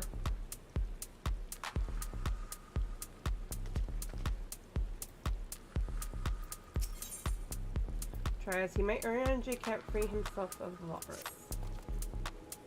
A tour of Labyrinthos. An unexpected yet prudent suggestion. Given the similarities betwixt this artificial environment and the Bethway Burrows, to be in our best interest to have the Loporrits acquainted themselves with those conditions be deemed optimal by their Charlene collaborators. I fear, however, that continued reliance upon my limited knowledge would risk narrowing rather than broadening their perspectives. Mayhap thou art better suited to lead this adventure. What a marvelous idea! Might we begin with the great big what's-it over yonder? Ah yes, that what's-it I shall leave its explanation to Layeen.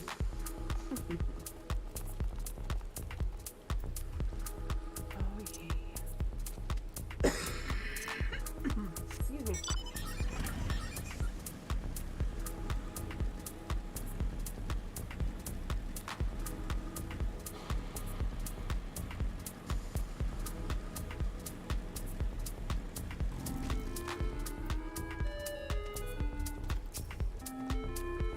The Loporrits' technical expertise doth far outstrip our own. We would be wise to allow them to form their own conclusions as to the function of the various apparatus, rather than offer an uninformed supposition of our own.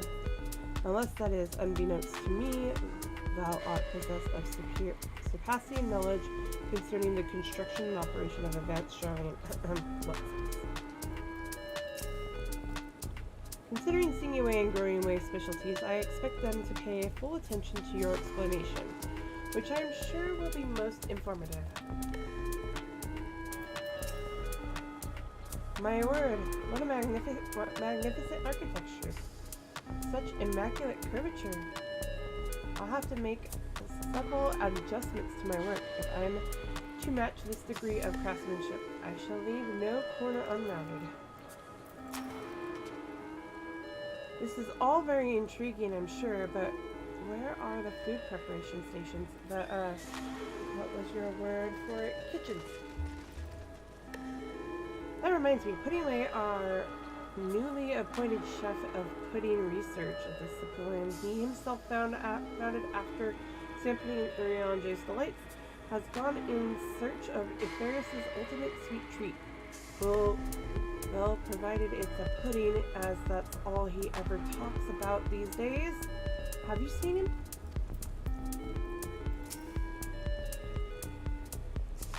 Goodness me, to build something so large without creation magic is positively stupendous.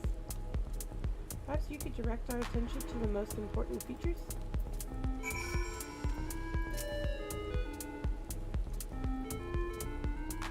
Potential points of interest.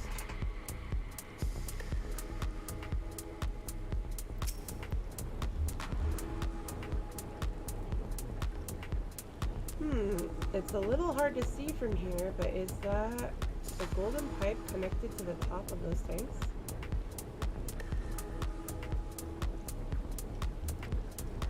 And I can see through that window another pipe at the bottom.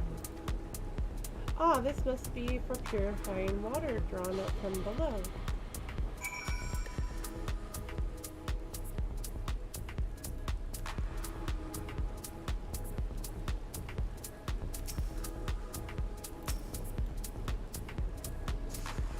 There's a lot of ambystoma, and especially lively one at that. It would appear that the concept you observed in another world, another place, was approved for life in the lighter world somehow.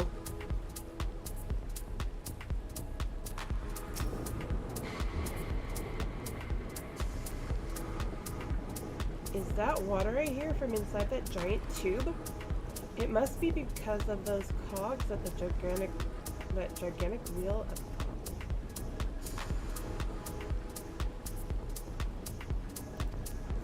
Oh, I see. That's how they drew up the water. There's probably some sort of spiral-shaped mechanism inside it, too.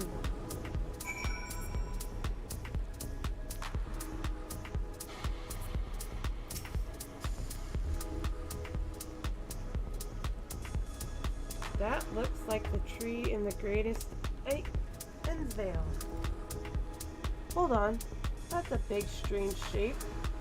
It's thin at the bottom, but huge around at the top. Quite tall for something so unbalanced, too. Now it makes sense. That's where they store the water.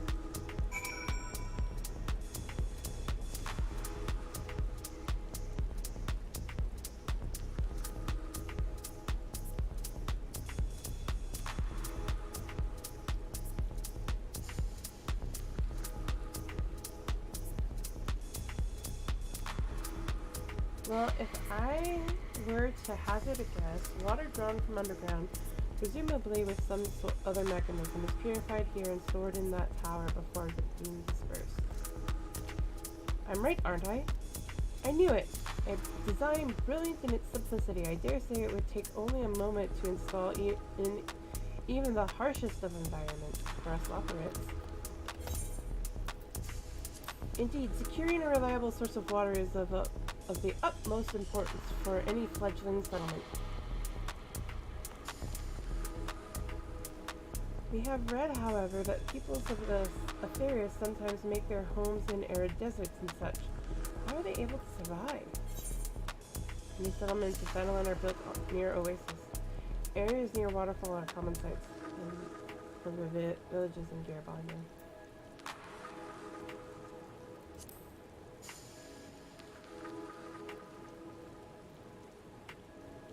So wherever you choose to live, you're never far from water. Oh dear, I worry we won't be able to procure the necessary amount. We can provide enough water to keep them from drying out completely, but it would appear they rely on it far more than we'd anticipated. A few adjustments may be in order, once we've collected the average rate of consumption per individual. It may also be worth learning more about how exactly they obtain their water in the first place. Master Alphanos spoke of the mechanism responsible for the feat during our journey through Logisticon Alpha, did he not? Mayhap the Lotfords will share his appreciation for the engineering marvel. Oh, yes, that sounds absolutely splendid. We must journey beyond the sanctuary of Charlene, however. I shall lead the way.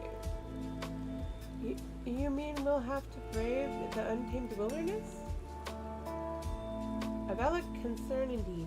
We could not help but notice the many dangerous-looking creatures with big, nasty teeth lurking beyond the safe confines of this settlement. Were we not escorted here by a burly custodians? I dread to think what would have become of us. Regrettably, to many a hungry predator, where the aforementioned big nasty teeth, Loporits may appear to be a potential and rather appetizing source of sustenance. Might I impose upon thee to assist in securing safe passage to Logisticon Alpha? For my part, I shall act as escort to living way and cooking way, entrusting way and growing way to thy care. Leave it to me. A more valiant protector they could not wish for. Godspeed.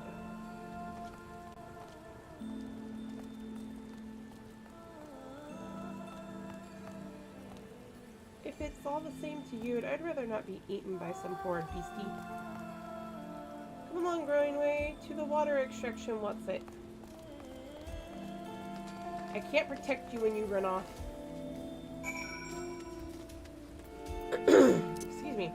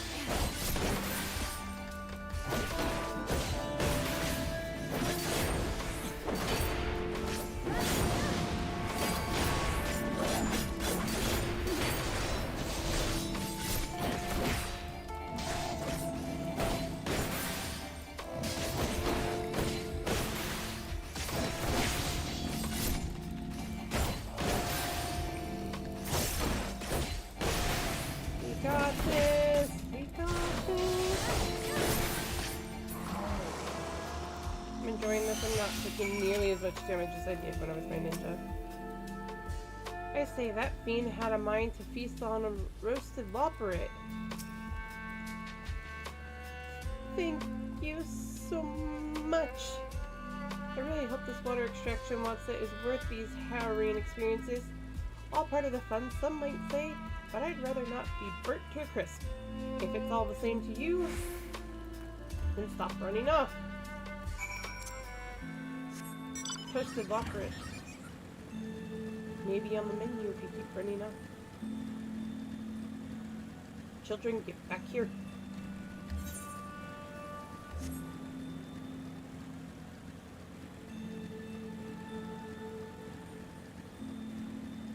I dare say. Children should not be running off.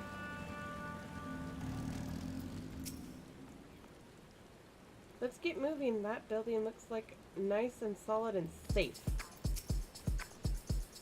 That was all very exciting, but I'd rather not do it again. Wait, how exactly were we planning to head back later? You've done well to see those two here safely. They can be a bit skittish at the best of times, so I'm pleasantly surprised they didn't run off and get themselves killed. I couldn't help noticing a distinct lack of carrots along the way, or many of the other vegetables I was expecting to see. Though I did catch a glimpse of some sort of bipedal tomato charging about. Must be my imagination. No, you're not wrong. My friends, I bid you welcome to Logistica Alpha. Our destination doth lie at the lift's top. Okay, follow me.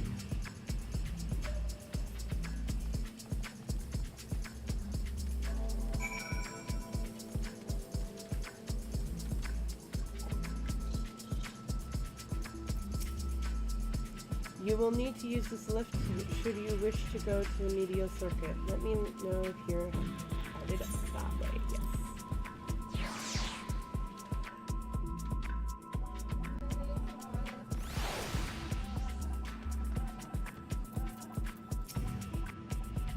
On this occasion, it would behoove us to seek the counsel of those qualified to describe the workings of the apparatus. They may also be in possession of schematics or other useful documentation should the operate request them. As the form's esteemed guests, it is unlikely that they would be refused, yet thou knowest as well as I the changeable disposition of showering bureaucrats.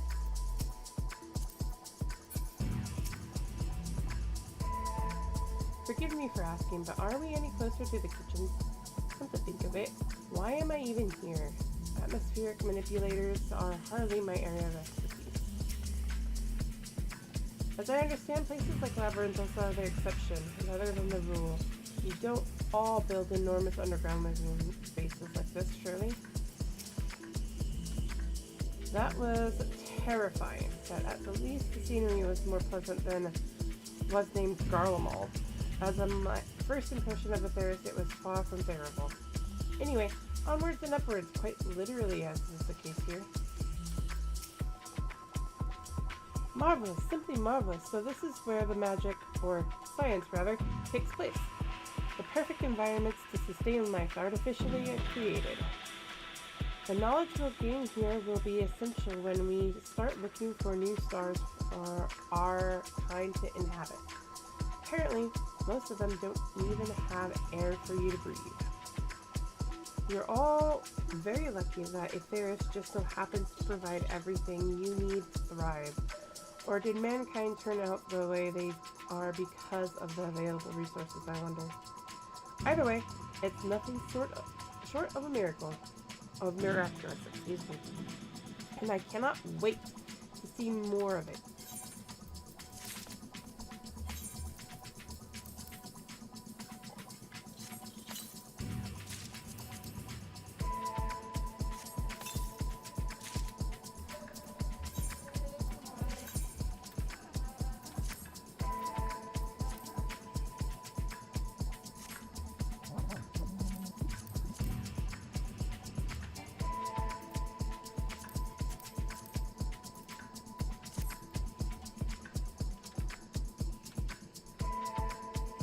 Actually, that doesn't look too bad.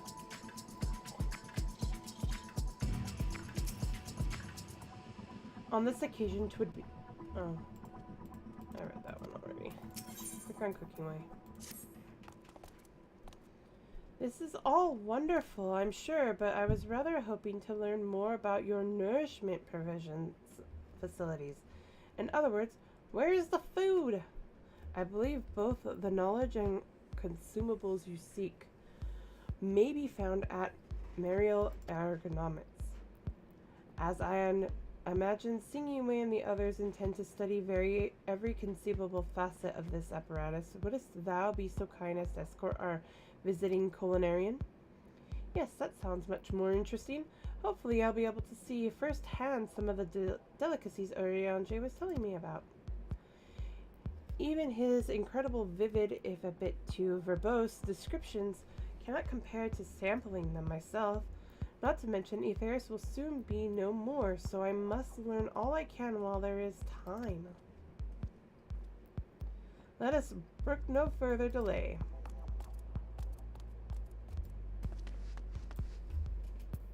Off I go.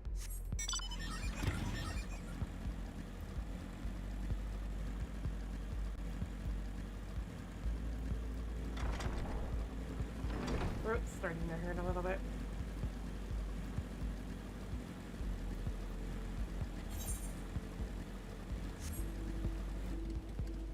I keep thinking there's one around here.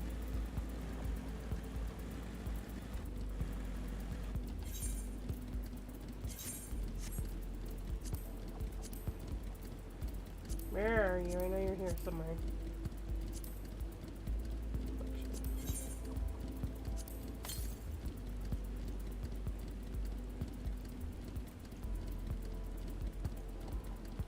Yeah, it's up there.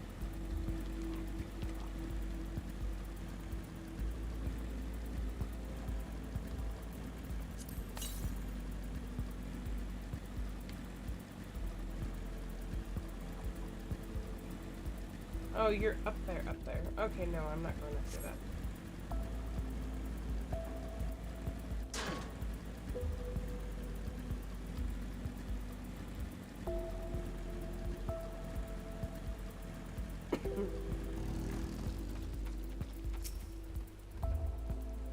This is the place, yes?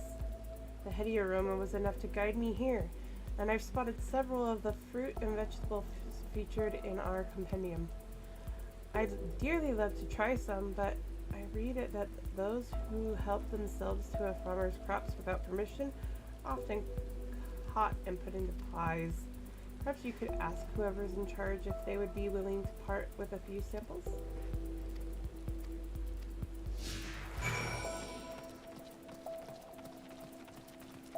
would say come along, my bunny-eared friend, but I'm also bunny-eared.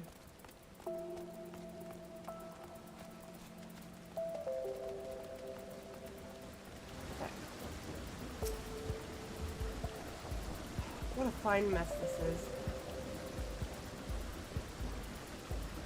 Ah, it's you, the one who climbed down in the mine shaft.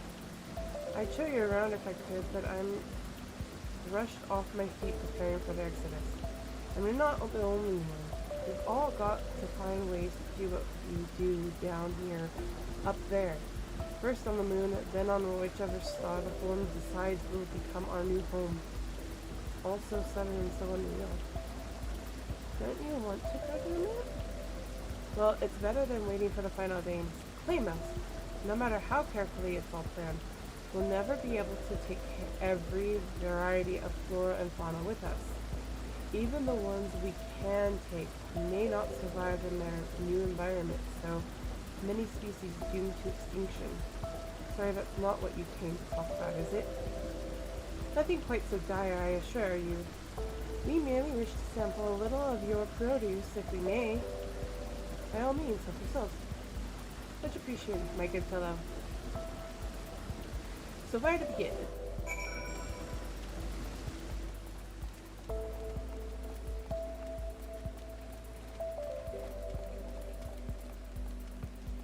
Grapes. Oh, I know what these are. Grapes. Yes. Let's see if they are as delicious as they look.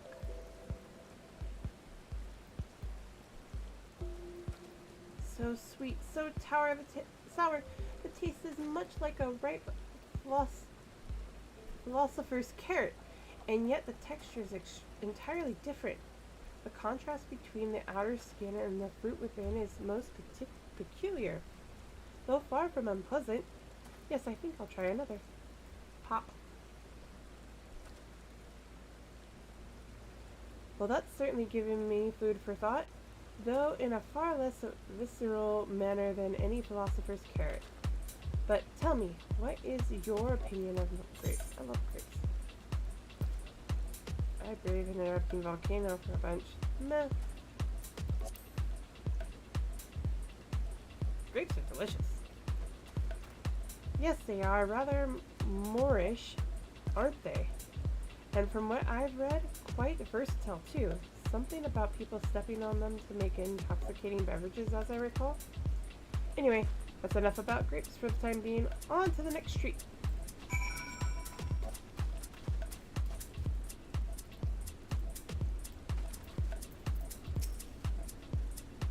Orange by name, orange by nature.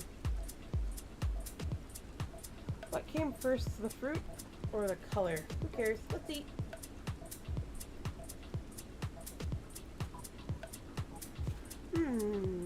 Yes, that's equal parts sweet sour as with the grapes, yet nothing alike.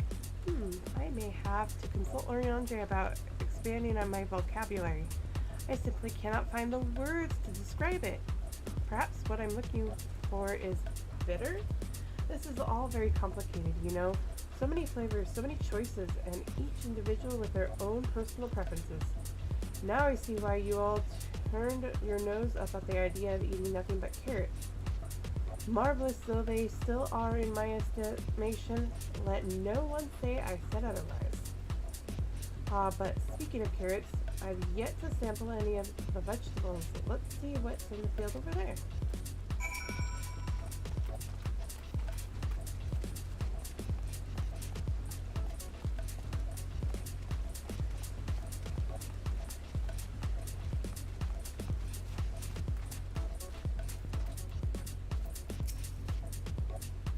That color, that texture, are they some sort of enormous round carrots?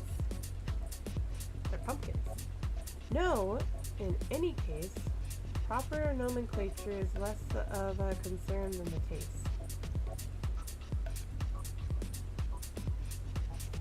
Blech. It's so hard and flavorless, I may as well be chewing on a piece of wood, but that all but confirms it. These are nothing more than misbegotten failures masquerading as a good carrots. Stop, stop, stop. Can't you see these are pumpkins?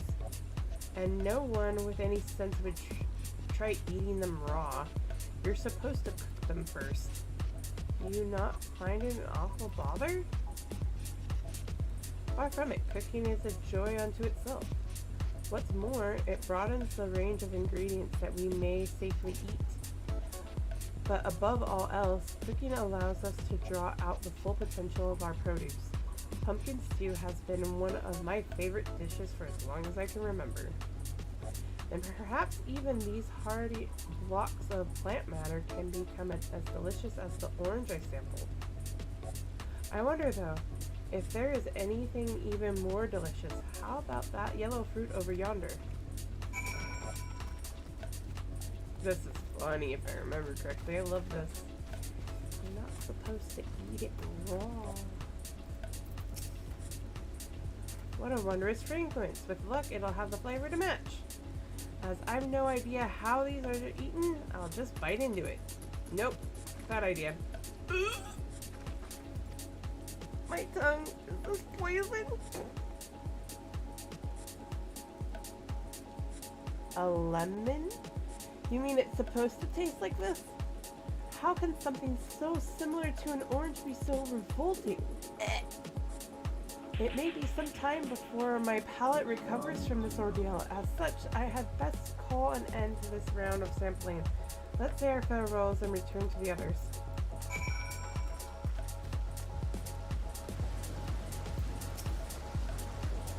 Finished, have you? I trust you found something to your liking? I'm rather enamored with grapes and orange, less so with pumpkins. I learned the hard way they're not to be eaten raw. Then there was the lemon, the deceiver. I still feel so violated. Ha! First time, was it?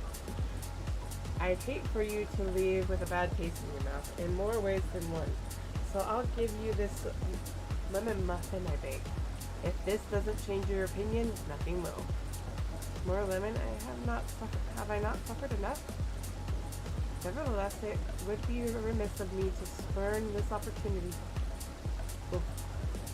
Bit of sick came up there. Learn more of your inscrutable ways. Very well, lemon muffin, do your worst.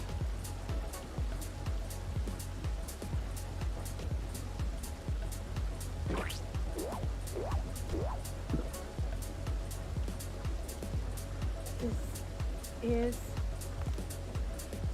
delicious! Although I still detect a hint of lemon, it complements the sweetness of the dough to create a perfect harmony. I never would have guessed its vile bitterness could be utilized so elegantly. My good chap, this is simply breathtaking. See, we rarely use lemon in its natural state, but it has a starring role in all sorts of recipes, and the same is true of many other ingredients. It comes down to making the most of the resources at our disposal, and sometimes they can even be the difference between life and death. I know we won't be able to take every species with us. No doubt the forum agonized over what was worth preserving and what will be consigned to history. Hard choices, but make them we must if we were to survive. Such strength of will. Now I know what Hydaelyn sees in your kind.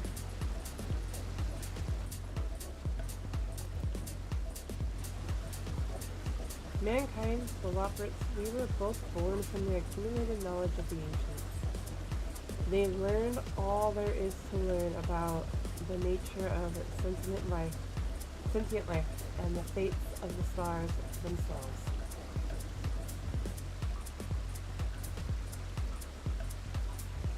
Once a civilization has fulfilled the basic requirements for survival, it will inevitably seek to eliminate all forms of negativity and achieve perfection. And therein lies its folly and its downfall. For perfection is an unattainable ideal. It is the paradox of the immaculate carrot. Yet civilizations since time immemorial have named the pursuit of perfection as progress. They pay no heed to the cost incurred in their futile quest, and all too often become the architects of their own demise, their dreams forever unfulfilled. What then is the alternative? The answer lies in knowing that our existence can never be perfect. To be content with what we have and make the most of it.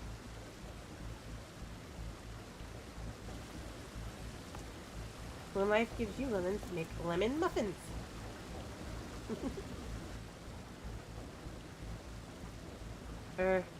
Pardon my Eorzean, but what in the southern hells are you on about?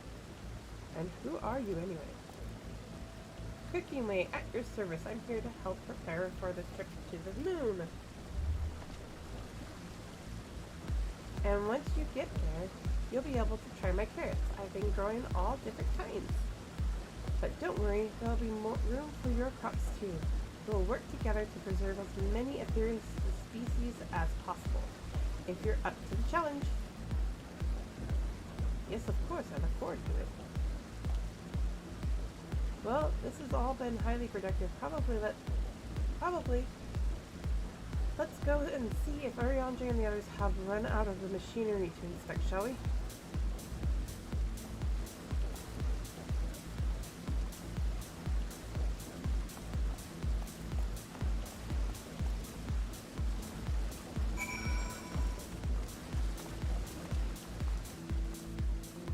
Could you imagine how life would be if at the snap of a finger we could get anything we wanted?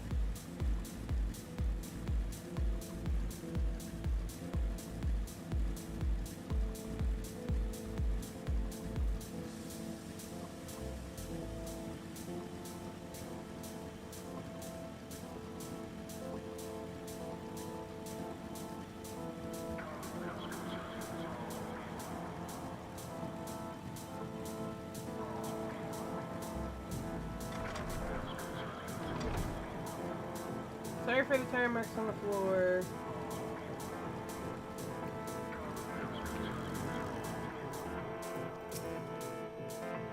That was most enlightening, especially the part out with the lemon muffin. Actually, I was wondering, do you know of any other places famed for their cuisine? Once the limits is holding to the front in your less than savory establishments.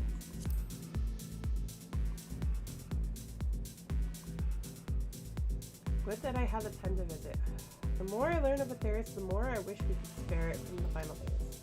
Alas, Hydaelyn's orders are to flee, not to resist. If only there was some other way. About that. Ariandre appears to be tallying the Loporrits in preparation for an imminent departure. Lane, must I trust thy time at Marin Agronomics did bear fruit? Our own efforts too were rewarded. We now possess an embarrassment of educational riches. No doubt our guests' relentless pursuit of knowledge could occupy them and us for a fortnight. Alas, time is of the essence. Let us return to Charlene Hamlet forthwith. I shall gladly attend to each and every Loporrit there. Should further questions within my power to answer arise.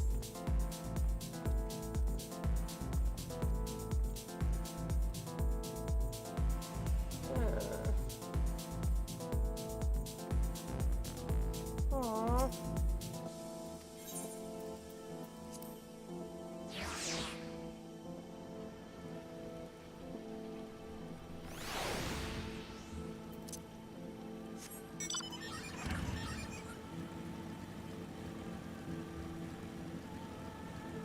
Not looking for the trick back.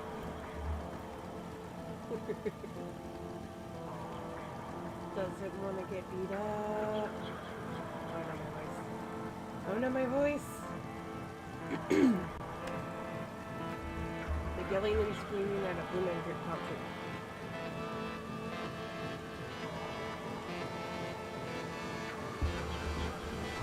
Okay. Water is in my system again.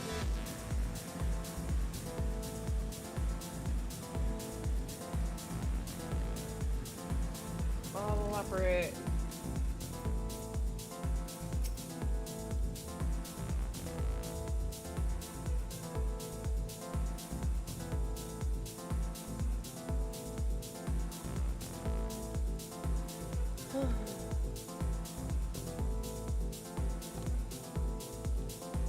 Lane, that was indeed my verbalizing a sigh to express my emotional state. Do you want to know why?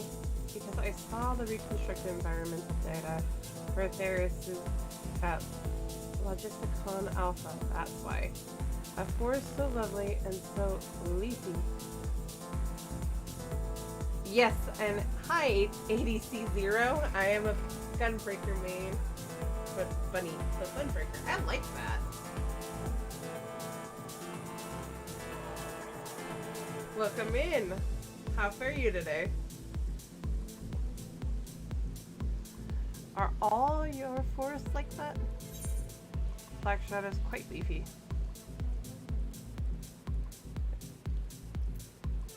You should see the forest on the first one was purple.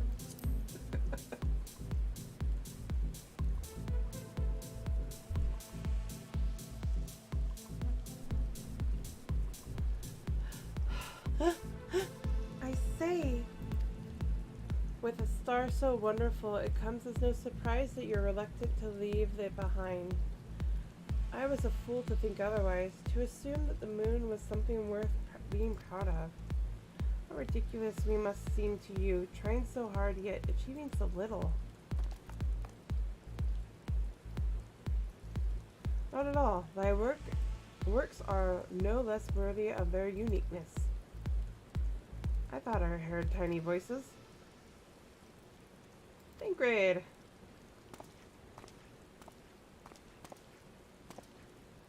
How dost thou fare? Good just got done with E2B static groups for 2 groups. Just chilling. Fair enough. Back to back. Ooh. Back to back static groups. I need to do raids more. I just haven't.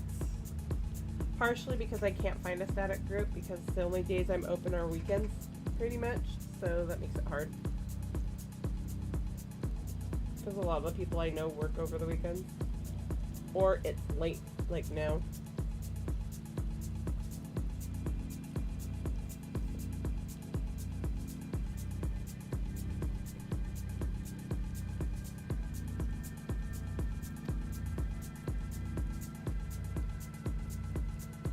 I have one like mediocre group and one super casual friend group. I want to do the raids because I need to get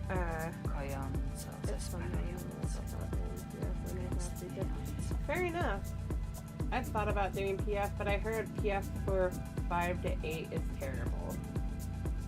But I need to do E12 as well because I've never done it. And I need to do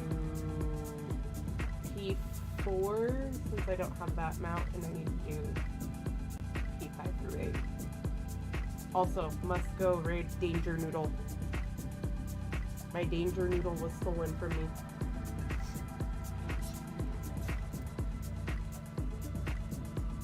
Fair enough. I was able to glean a fair bit from the researchers while helping to move their cargo. Preparations have proceeded without interruption here despite news of their coming in. We have the forum's leadership to thank for that. This isn't my main. This is a Bolt.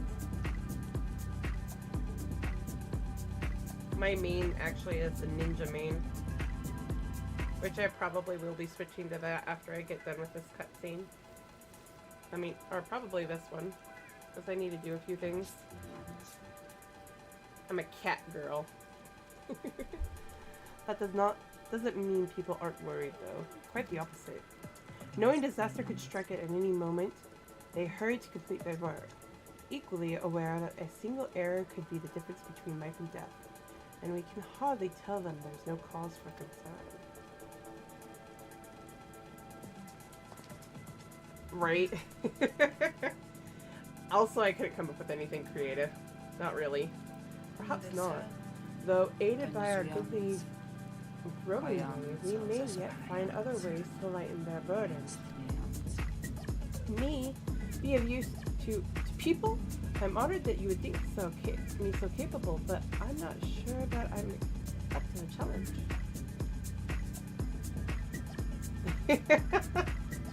Fair enough. Nevertheless, I believe in thee. If you say so, I suppose it can't hurt to try. I passed someone moping in the Western Plaza that looked to be in need of a helping paw. Perhaps you might start with him.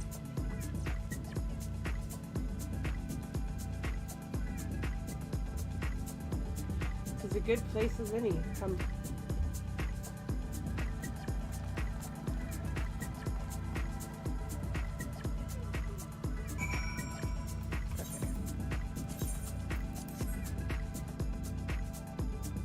Characters, switch data centers. Time to go over to my main, because there are a couple things I want to get done on her anyway.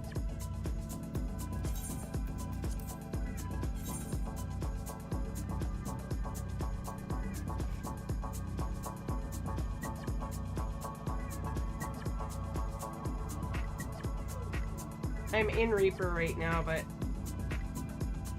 I can switch to whatever.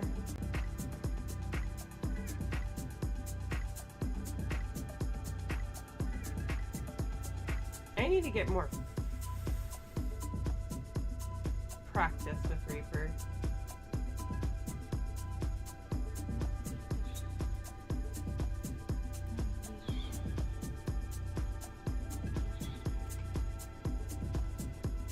I have a ton of different characters. I have 2 that are starting back in ARR, 2 that have level skipped, and this one I leveled from ARR up to now.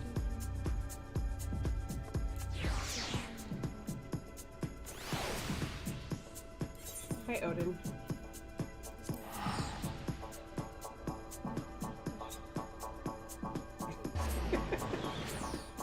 A more damage dealing machinist, but you're not wrong. To some degree I like it, to some degree I don't.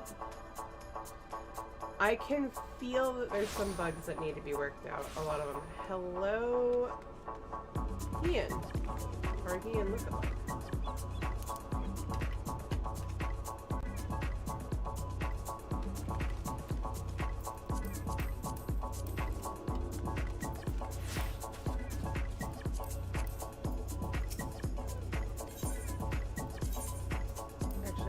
Get on here.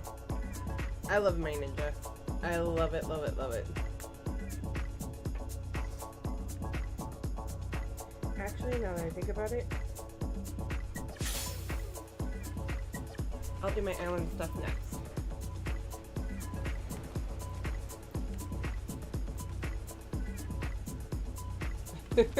Right? All the buttons at once. Just roll your face across the keyboard. Else. Nope, I can't skip that right now.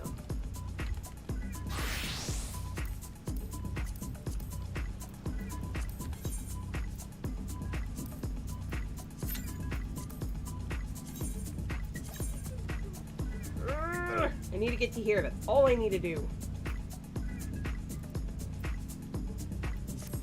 So close yet so far.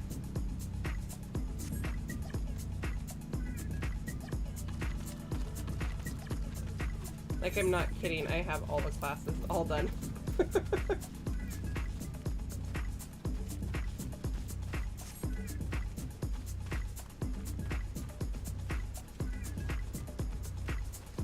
So, I had initially planned on just getting it done early on, but I grind so hard to get all the Garo mounts that I'm not even kidding, I'm like done. My brain just like fried. I'm like, I don't want to do PvP anymore for a while. And then I learned about this and I'm like,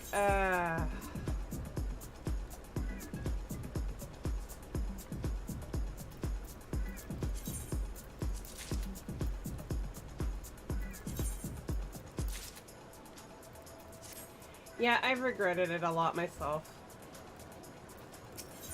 I regret not doing ranked matches because then it's people at my level, not people from every level. I'll deal with that later, I don't feel like it. At least I don't have to water anything right now.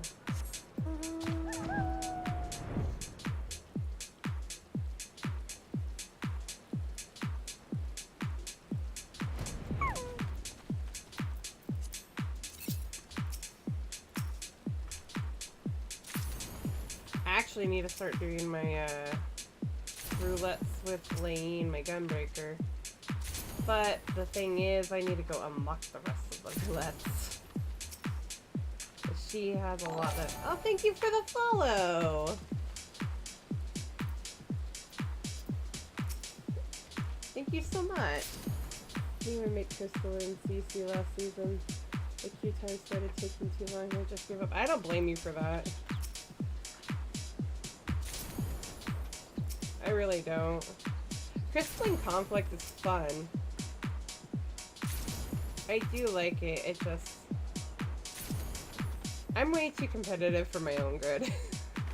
So... I get very, very aggravated with myself when I do bad.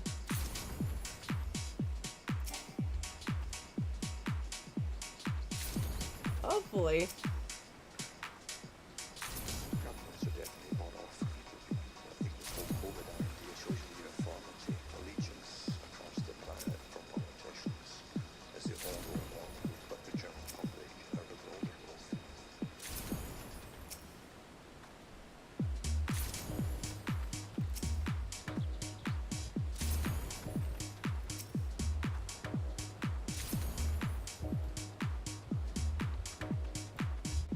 Yeah, I've been told I need to stay away from it. I've never played League, but I've been told by many of friends that I'm not allowed to go near it because I don't like toxic. So, toxicity is not my friend.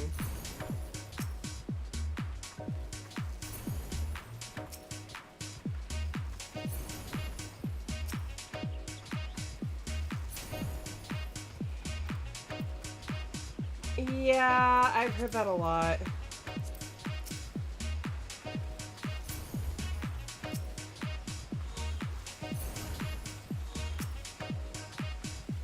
And it's never fun when you get that way.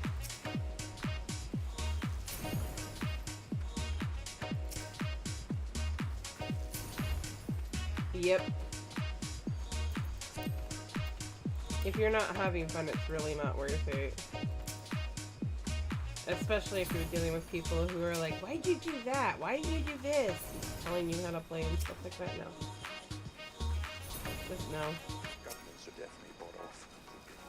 This whole COVID idea shows you the uniformity, allegiance across the planet from politicians. Yeah. This is all go along with what the general public are bewildered with. The evidence of a horror really isn't there. If you accept the horror of what's happening with the reaction to this calls. I'm like super casual when it comes to stuff like this. The only reason why I even want to do high-end content is slams and mounts.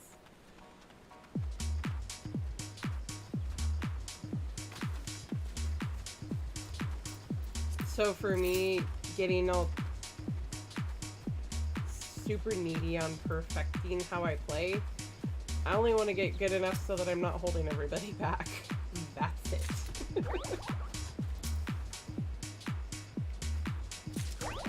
Efficient enough to where I'm not stalling the progression and dying every 5 seconds.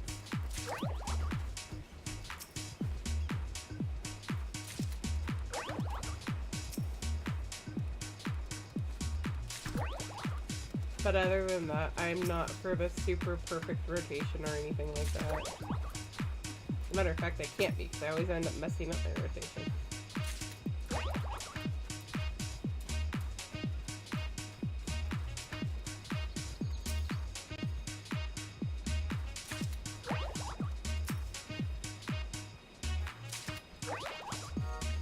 Exactly, it's more about challenging yourself and bettering your ability on the game and helping others get better.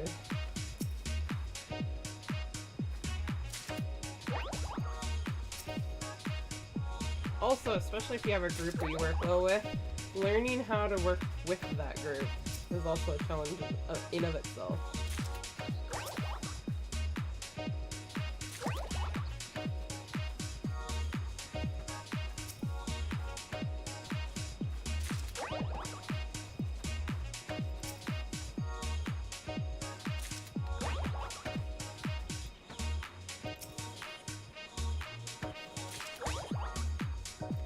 Exactly.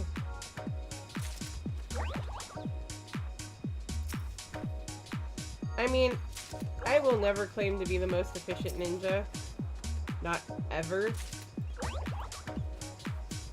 But I know enough about my job on how fast I am at certain aspects that I know where I need to progress.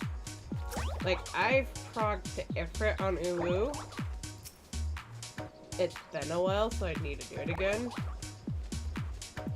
But such a accuracy itch. I didn't help here. Exactly.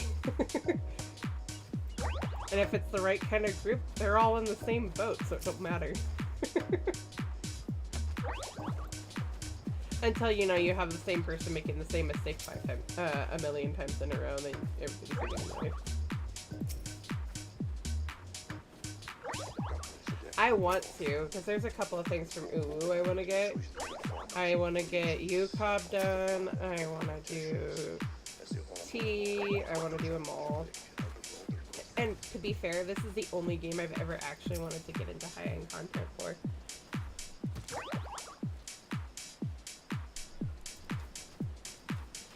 Yeah, it's just watching out for the mechs, and that's where I was running into a problem. I made it, like, literally just to Ifrit appearing and died. Like, 3 times in a row. I was pretty upset. But I was getting better about it.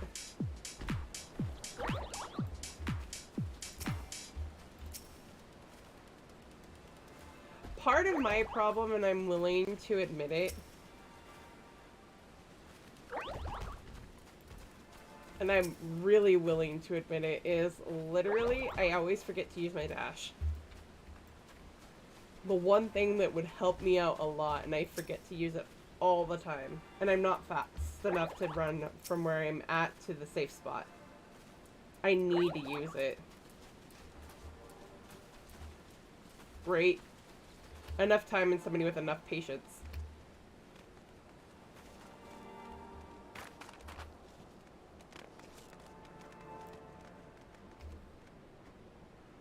I just keep forgetting to use my dash, and I need to get better about using it. Because I know if I could find the safe spot fast enough and get my dash done, I'd get out of there. But I never remember.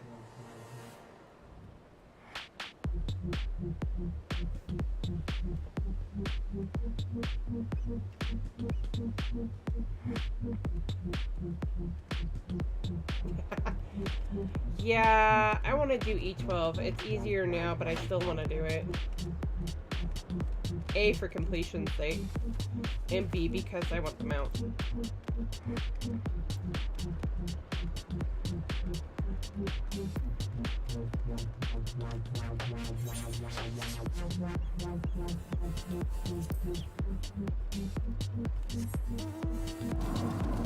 Hi, matey.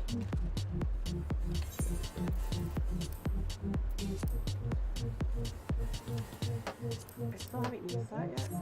Give me the card.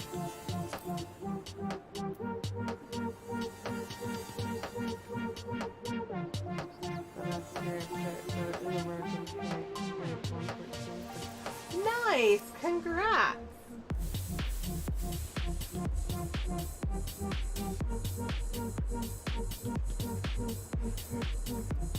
Yeah, Gunbreaker's like the second class I was thinking about having on my list. Currently, the only 2 classes that I have that are decked out for raiding right now is Dancer. I have all the gear that I need for that.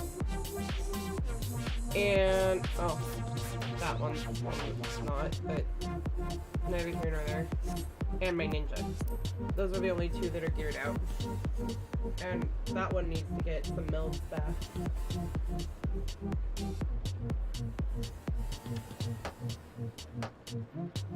I haven't gotten a tank decked out.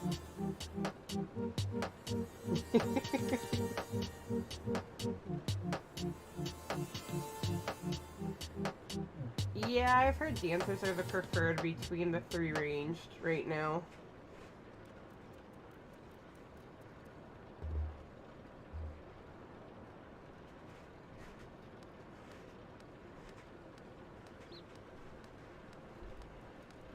Right.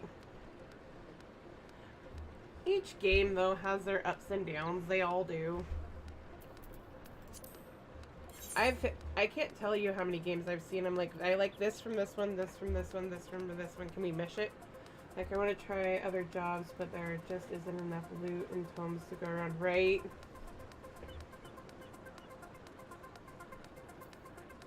No, I was tormenting myself for mine.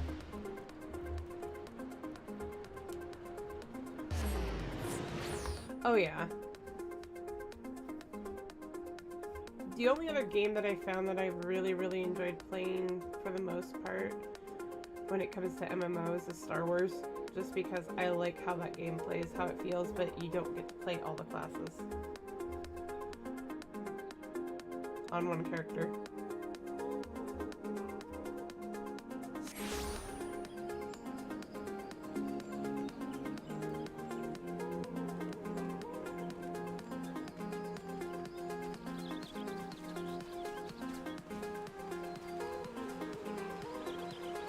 It's fun. I might play it this Friday actually for a little bit before I switch over to my sponsored game. I do need to do that. But yeah, it is a fun game. You get a lot of Star Wars lore.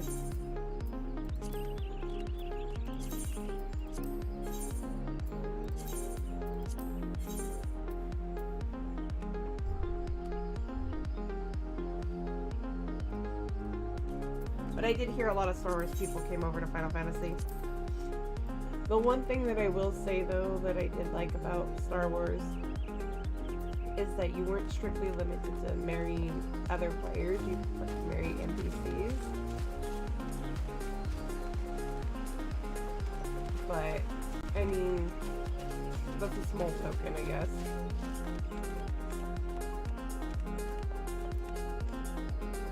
Yeah. Which would make a lot of people in this game really happy because, I mean, not everybody wants to get married to other players. Some people are very, very much loners and still enjoy the game. But you can't get specific mounts or minions without it. Oh, yes, they would. I have no questions on that one. I've even said before, it would be nice if we could, even not all the NPCs that people want to marry. I mean, if some of them doesn't make sense for them to get married to a player, that's fine. You can open up the door, though.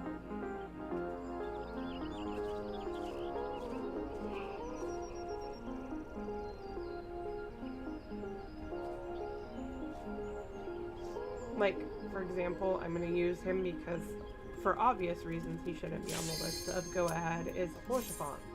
He dies in Heavensward. Obviously, you can't get married to him. But others probably would make sense if we could.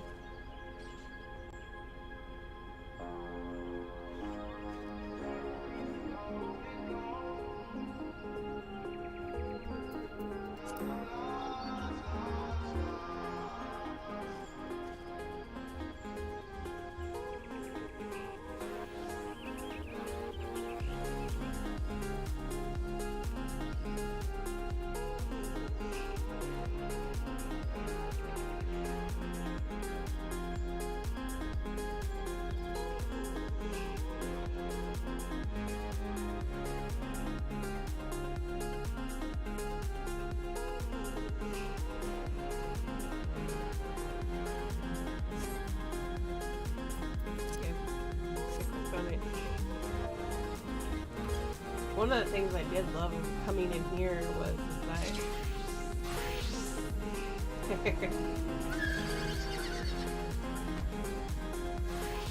Rowena, really? We have somebody being her, huh? Nice. Look at you. I like this spicy. Some of the names people have. Aiming for it. Yep, I'm on MIDI.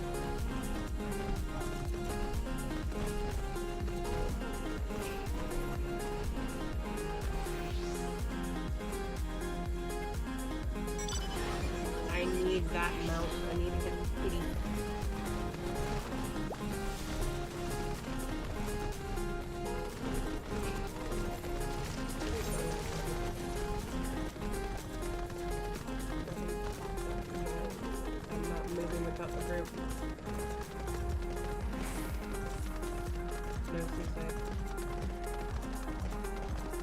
I mean, fair.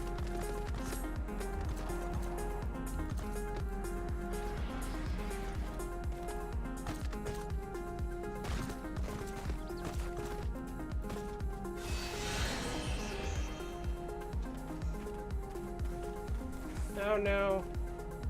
This happens every time.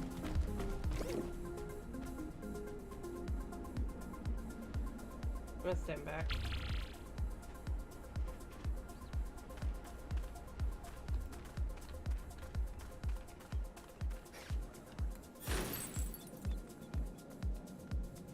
It's lagging like crazy.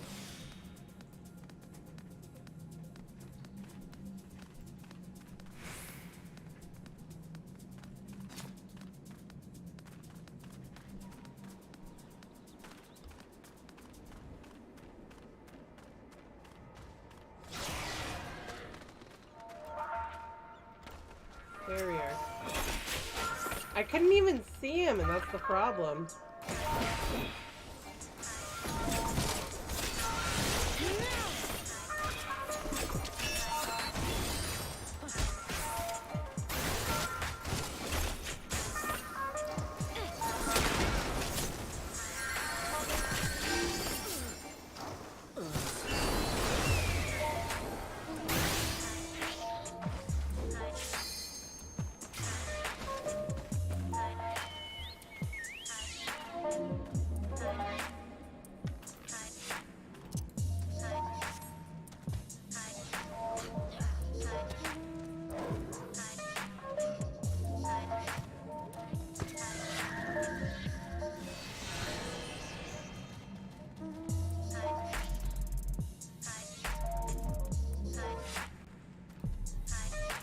I'm just gonna stand here for a little bit.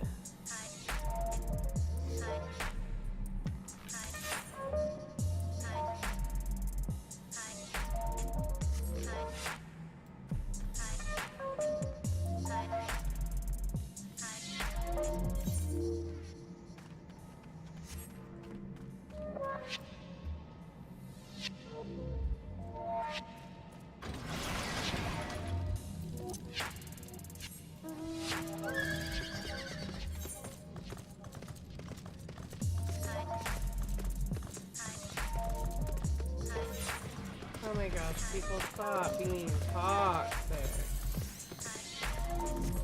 We all get the same points.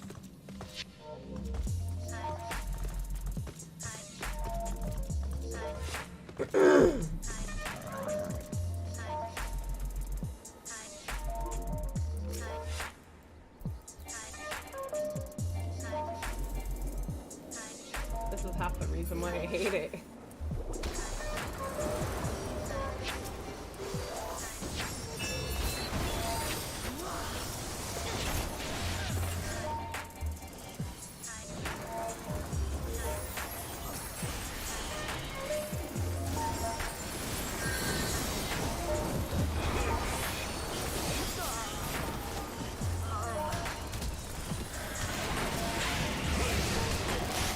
It worked there as one of the two either.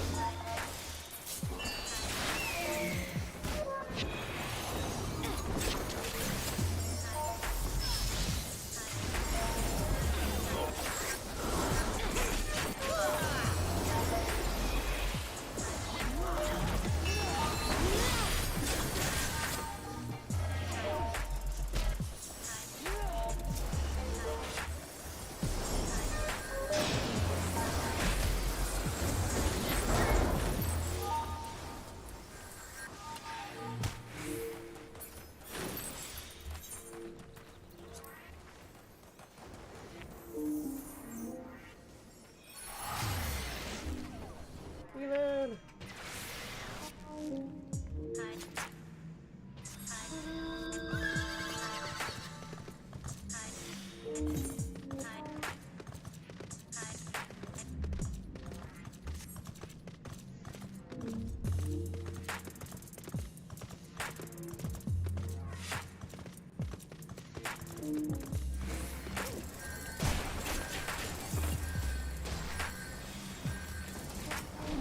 What the heck? Stop.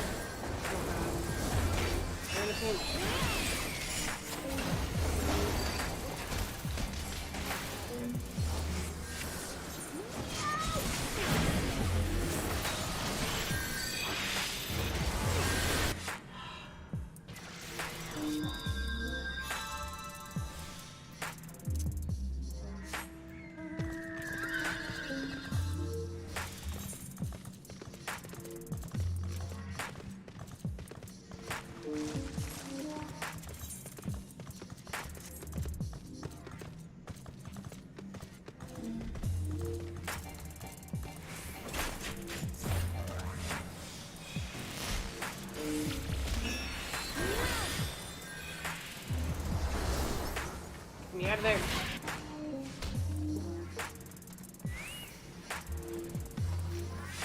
Crap.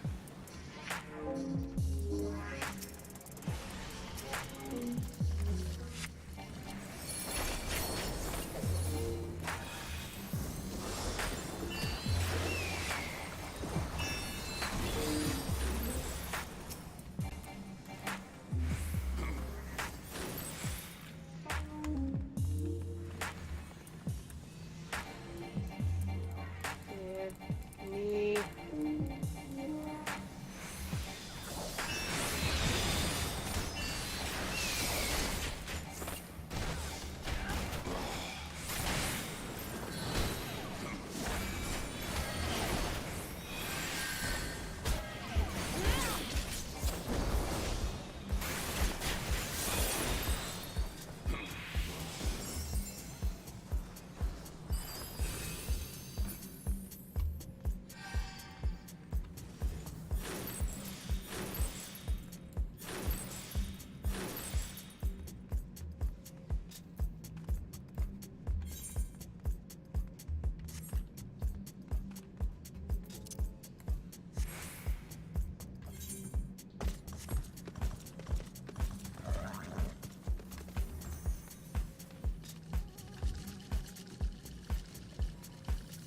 I would much prefer not to die.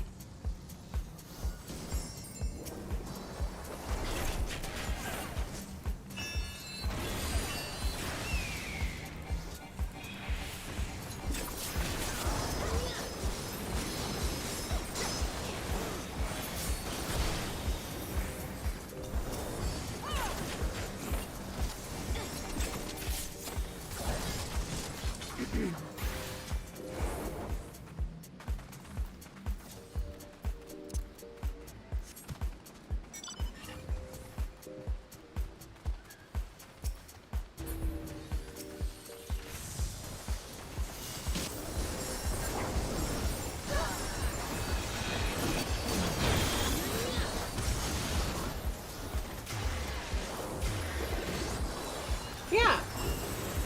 Go for it.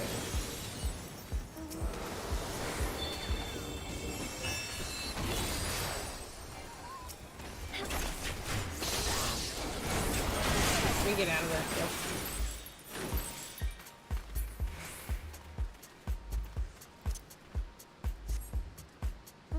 Maybe I can get out of here before I die. Or no.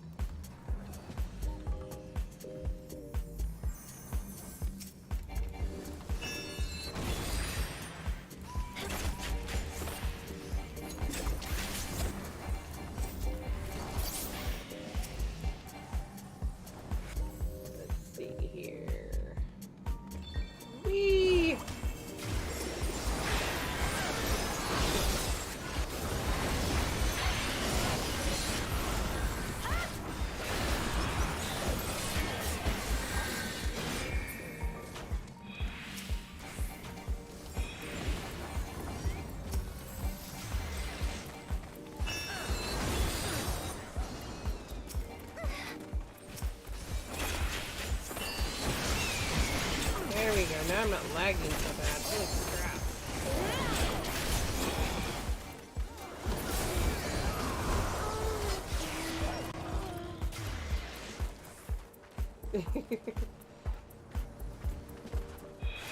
I do not mind. I still have room.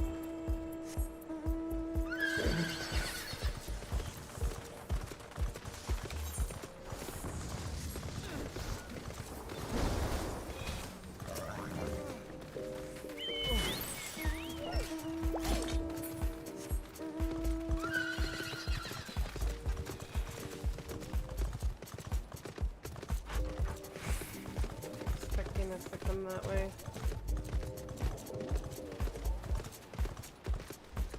Oh boy, that's death. A death that I do not wish for. So come over here.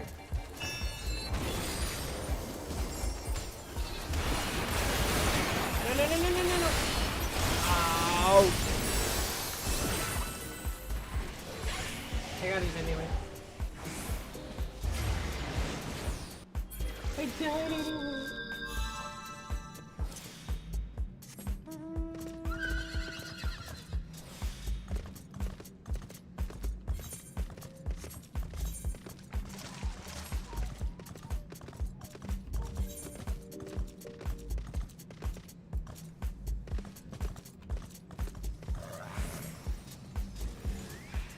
Oh, good God.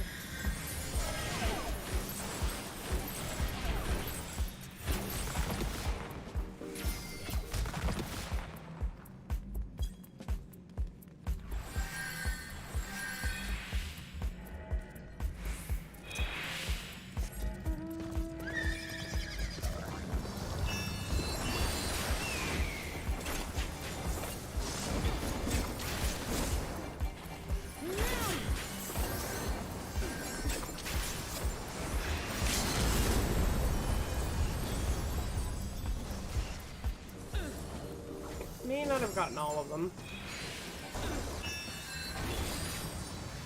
All that matters is I got some.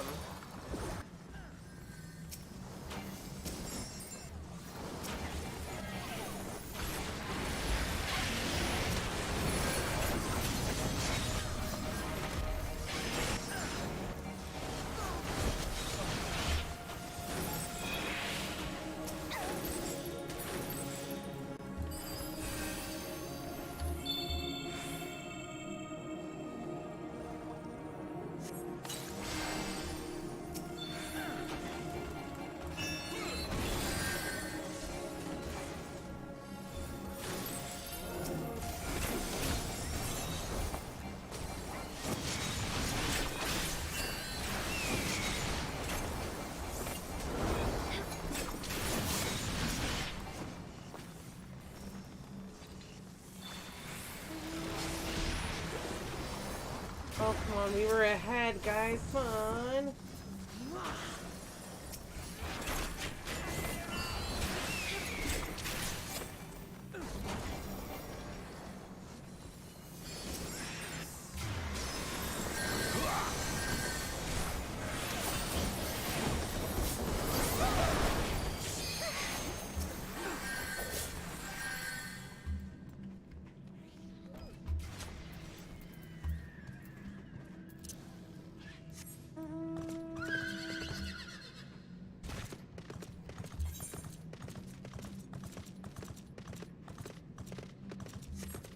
We also need to move a little bit more as a group.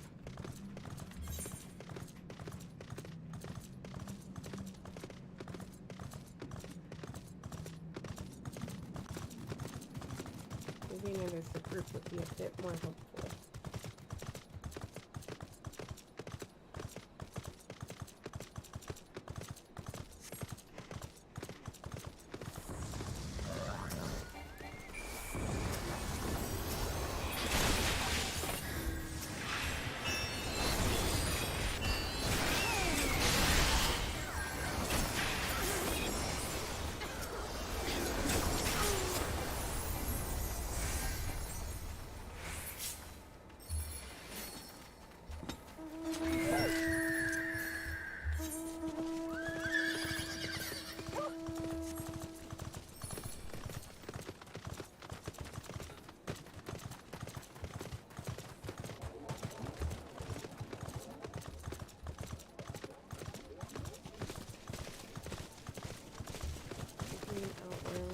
Our entryway into this battle of wills up here.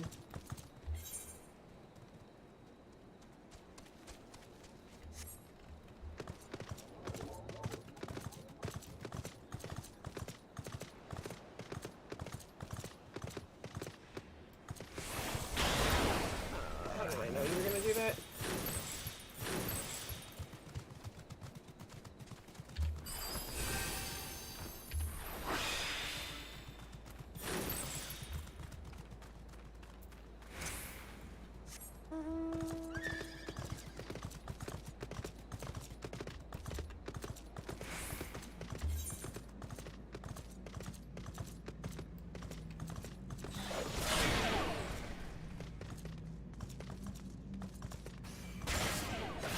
Yes, yes, yes, yes.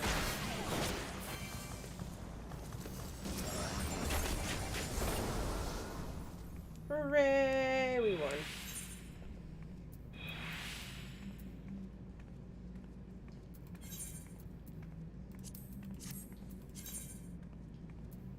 Hey, Graha Tia was in there. Yes. I did not even notice that.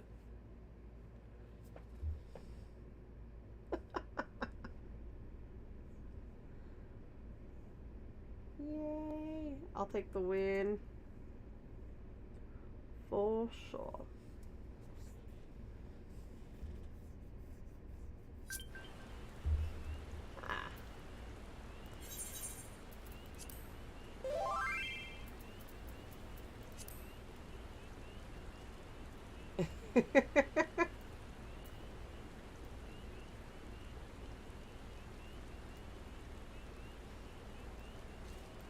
Ah, Exodus. Nice.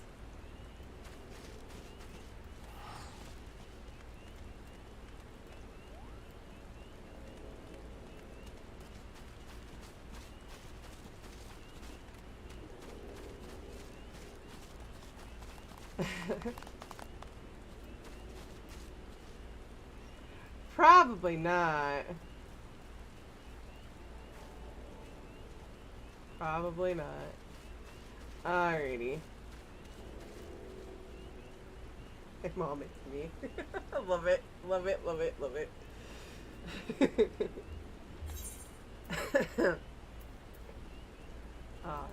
Let's see. Probably only do like one more thing today. I'm gonna ninja because I haven't done ninja in a little bit.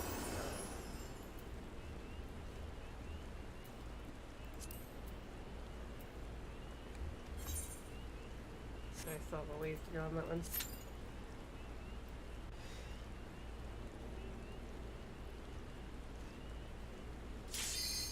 Ooh, quick pot. I love it.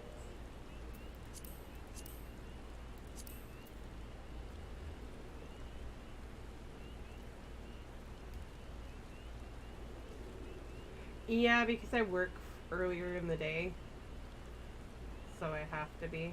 I start at 8:30 Pacific time.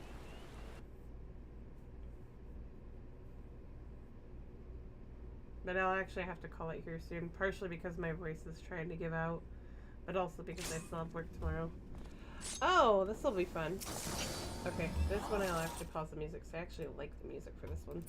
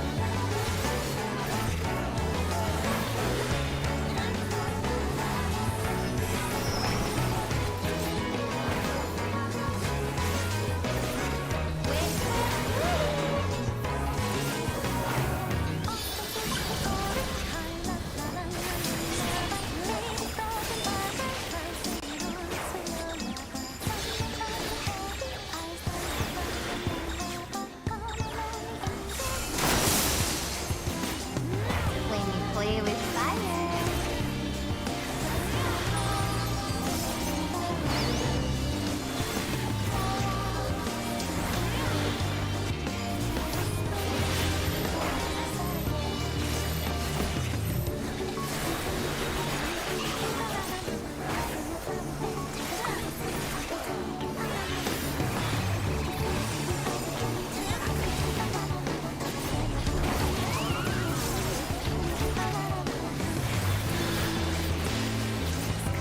We're sick of this crap old castle.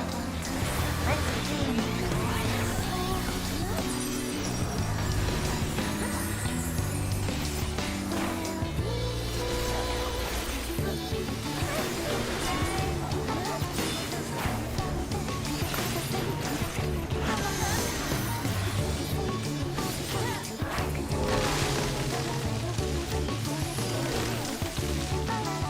Oh.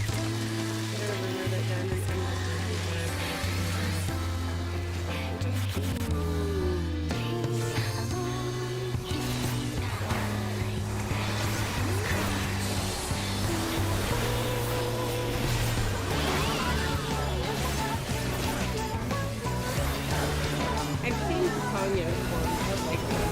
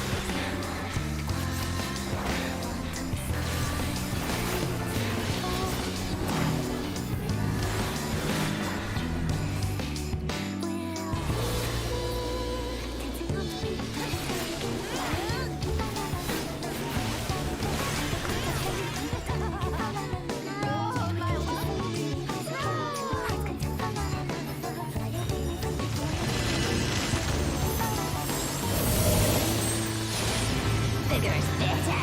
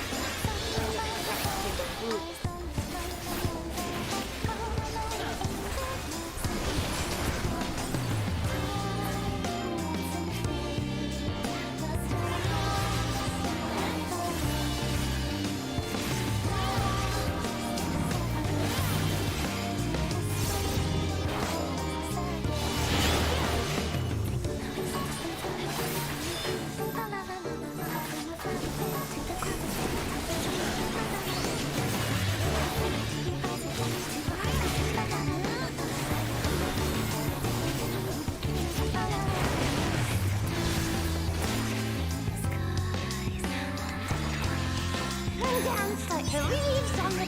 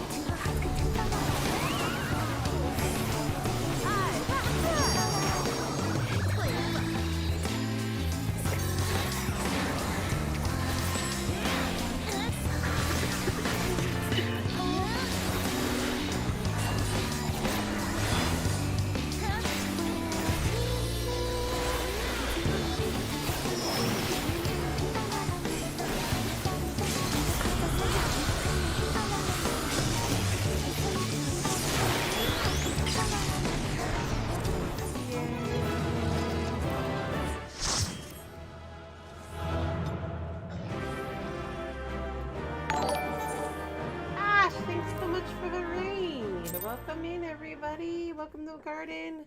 Hope you all had fun watching Ash today. How'd raid go? How'd prog go?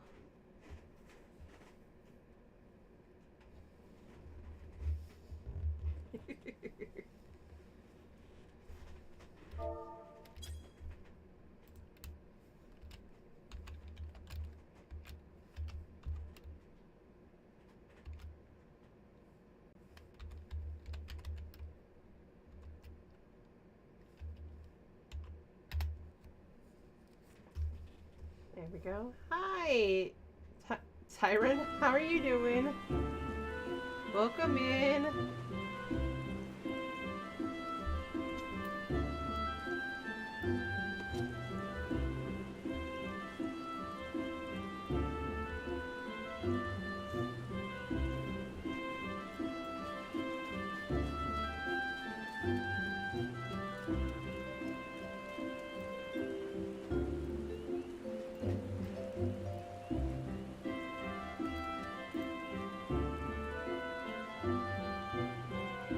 Nice!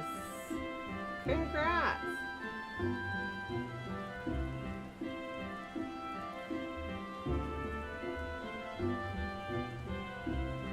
I'm doing pretty good.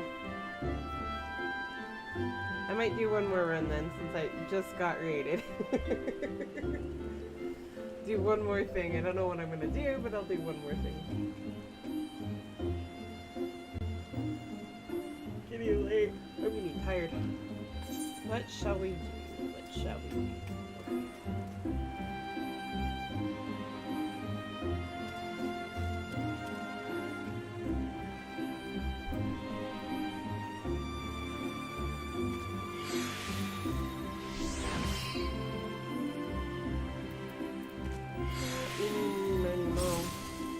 Uh-oh. Somebody broke something.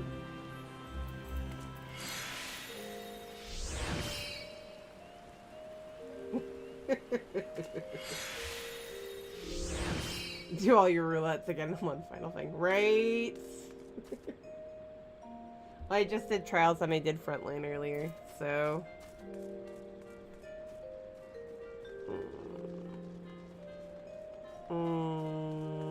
if I'm doing that, I'm not doing it as ninja. Why not?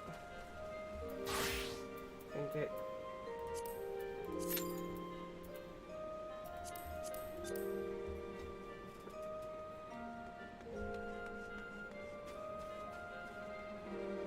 Oh, hey. No.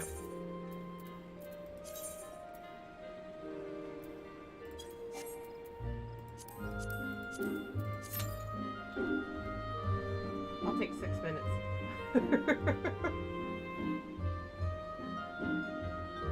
I'm not waiting that long.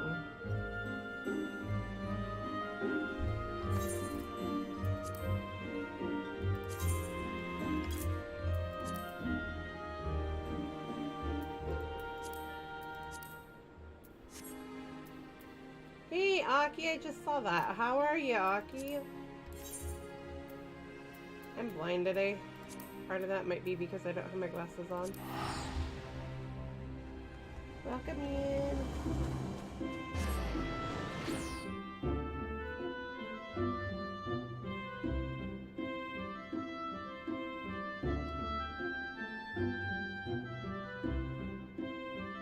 Gotta go get my free 40,000 gil.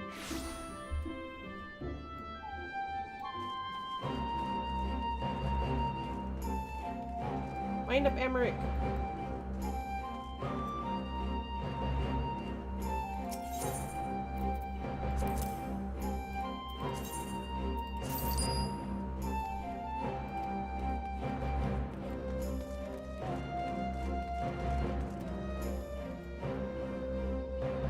It looks fairly close too.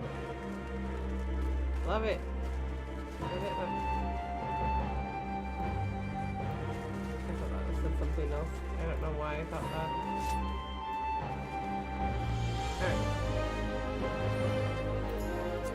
And just so you all are aware, come this Friday I will be doing Star Wars for the first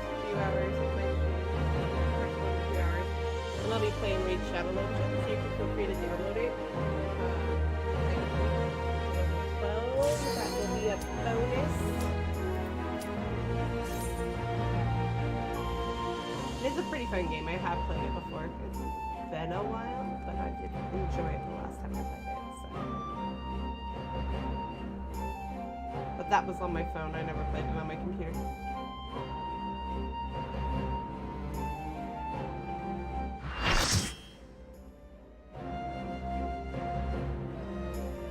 And you get free stuff with it, so. All more reason to do it. Okay.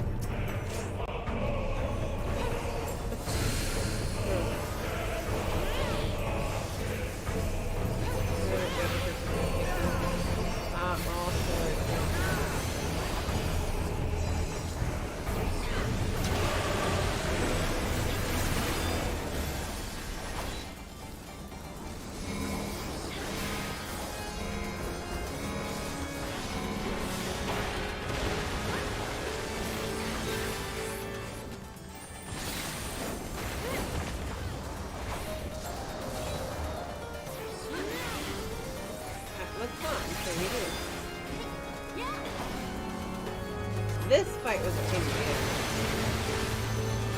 When I did it.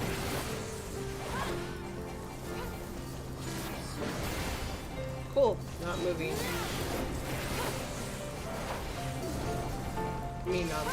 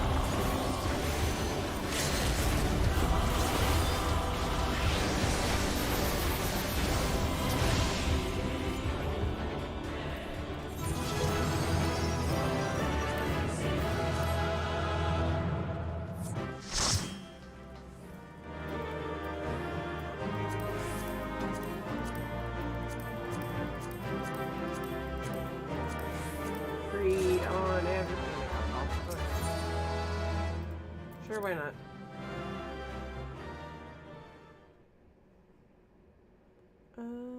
You know, I'll do experts, and that will be the last thing. Oh, I got 2 player coms for that. Nice.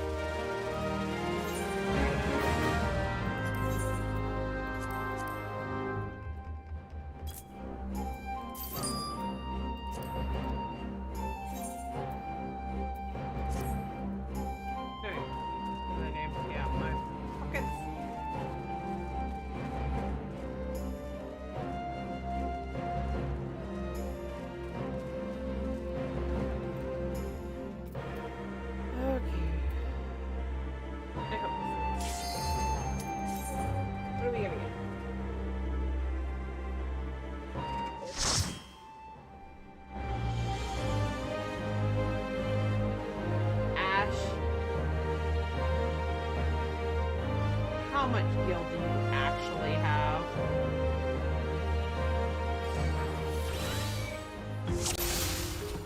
Is it loud? Okay, I'll fix that.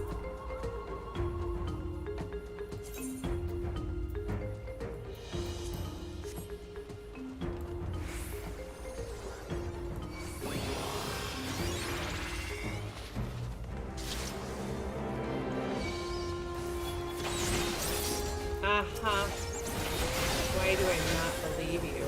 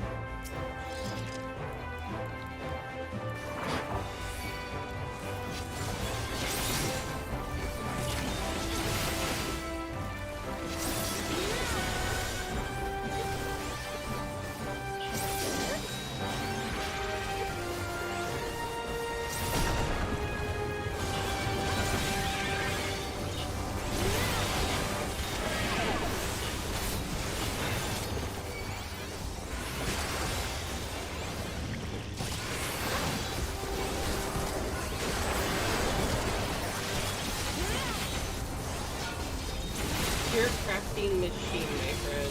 You're a crafting machine.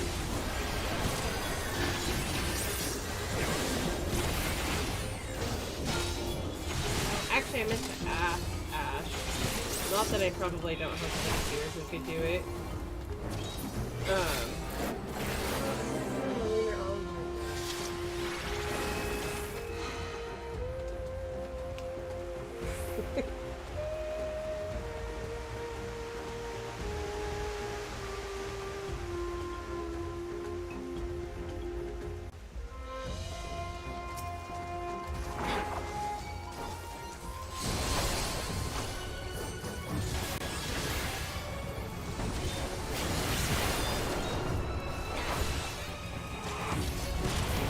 Is it still? My voice isn't very strong. Between my cold and more contemplating with treatment anyway. I don't remember of my cold.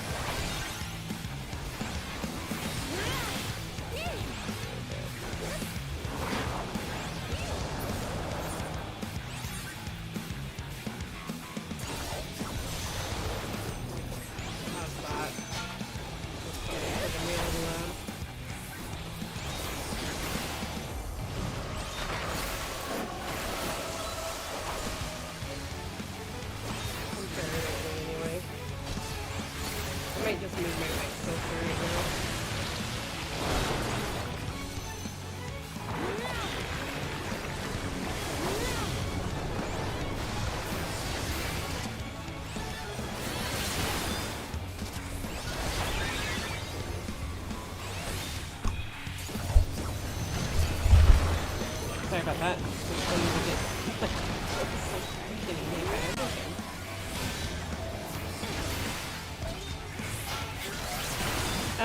No, I have, as you can tell, my voice is still not 100% right now.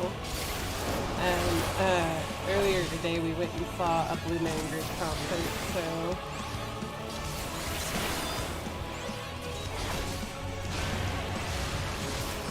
it's not just you.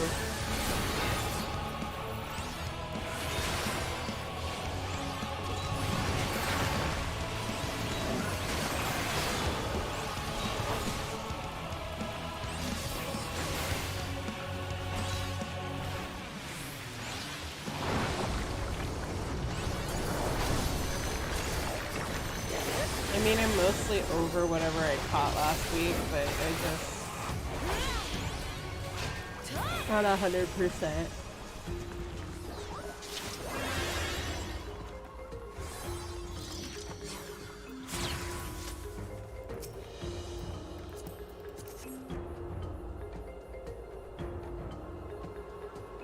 But having the mic closer to me should help fix that problem. And I will still turn this down a little bit. That should fix that a little bit.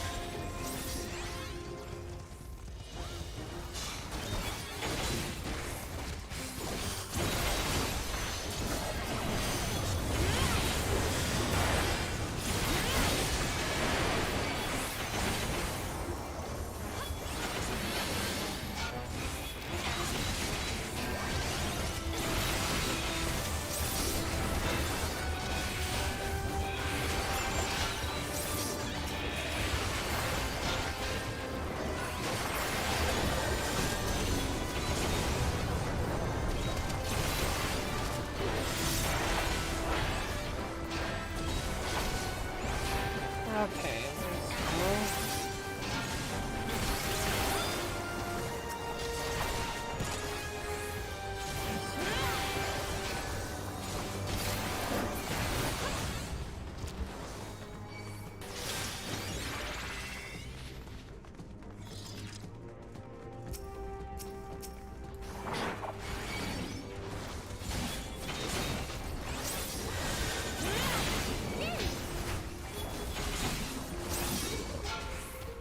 I almost ran the wrong way. I almost ran the wrong way. Actually, I did run the wrong way.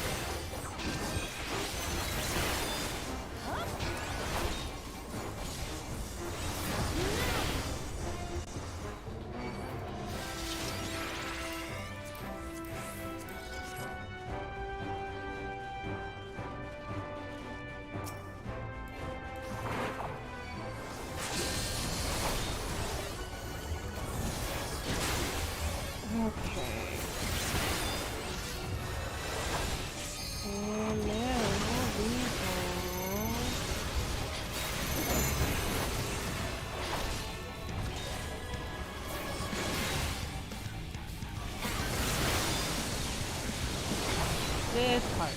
Easy.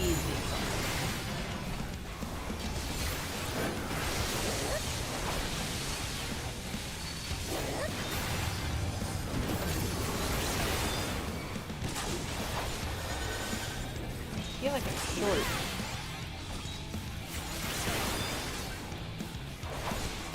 I feel short.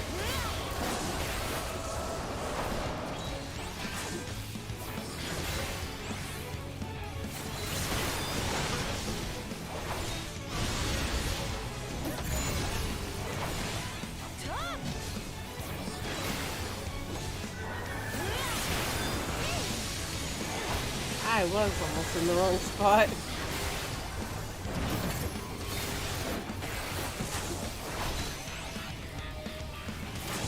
That would have been bad. Really bad.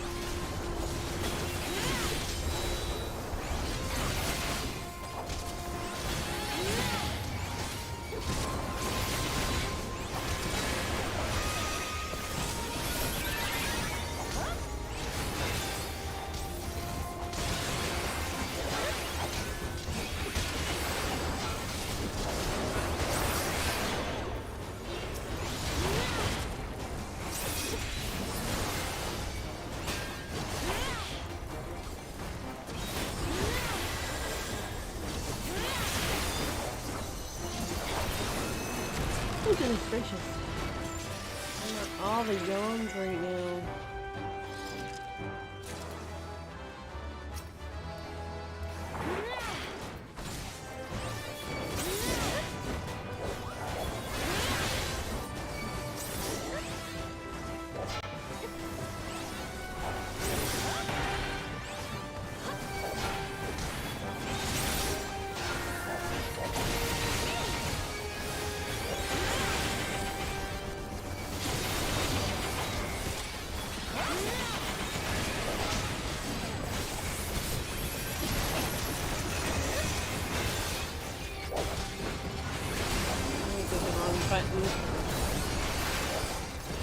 At least out of all of them, it's the least offensive one.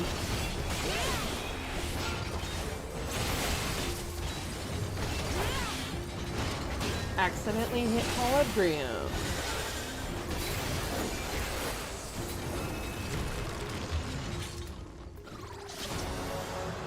Did not mean to hit my aim.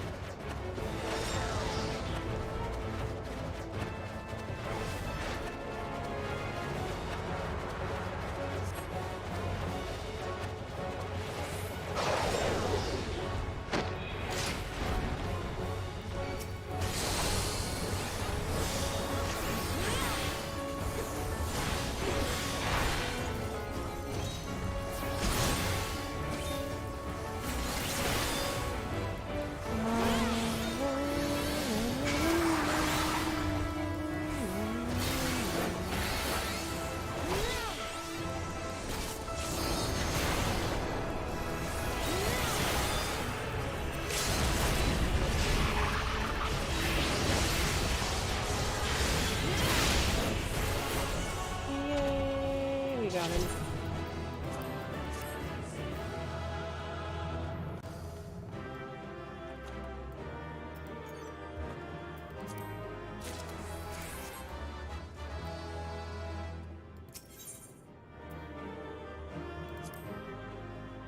Yay.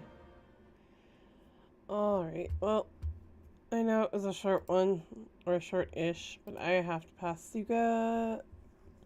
Have to go to bed. I have work in the morning, but I'm gonna send us all over to a different friend of mine who's not playing Final Fantasy or anything. I was like, I'm gonna send us all over to 8th Recluse. He's currently playing Pokemon Sword and Shield, actually. It's been a while since I've given him some company, so we'll go say hi to him. I hope you all appreciated the stream today, and I hope you all stop by again tomorrow. We'll be back on Final Fantasy, and I'll also be back on Lane to do more content with her. So, catch you all later. Thanks for stopping by.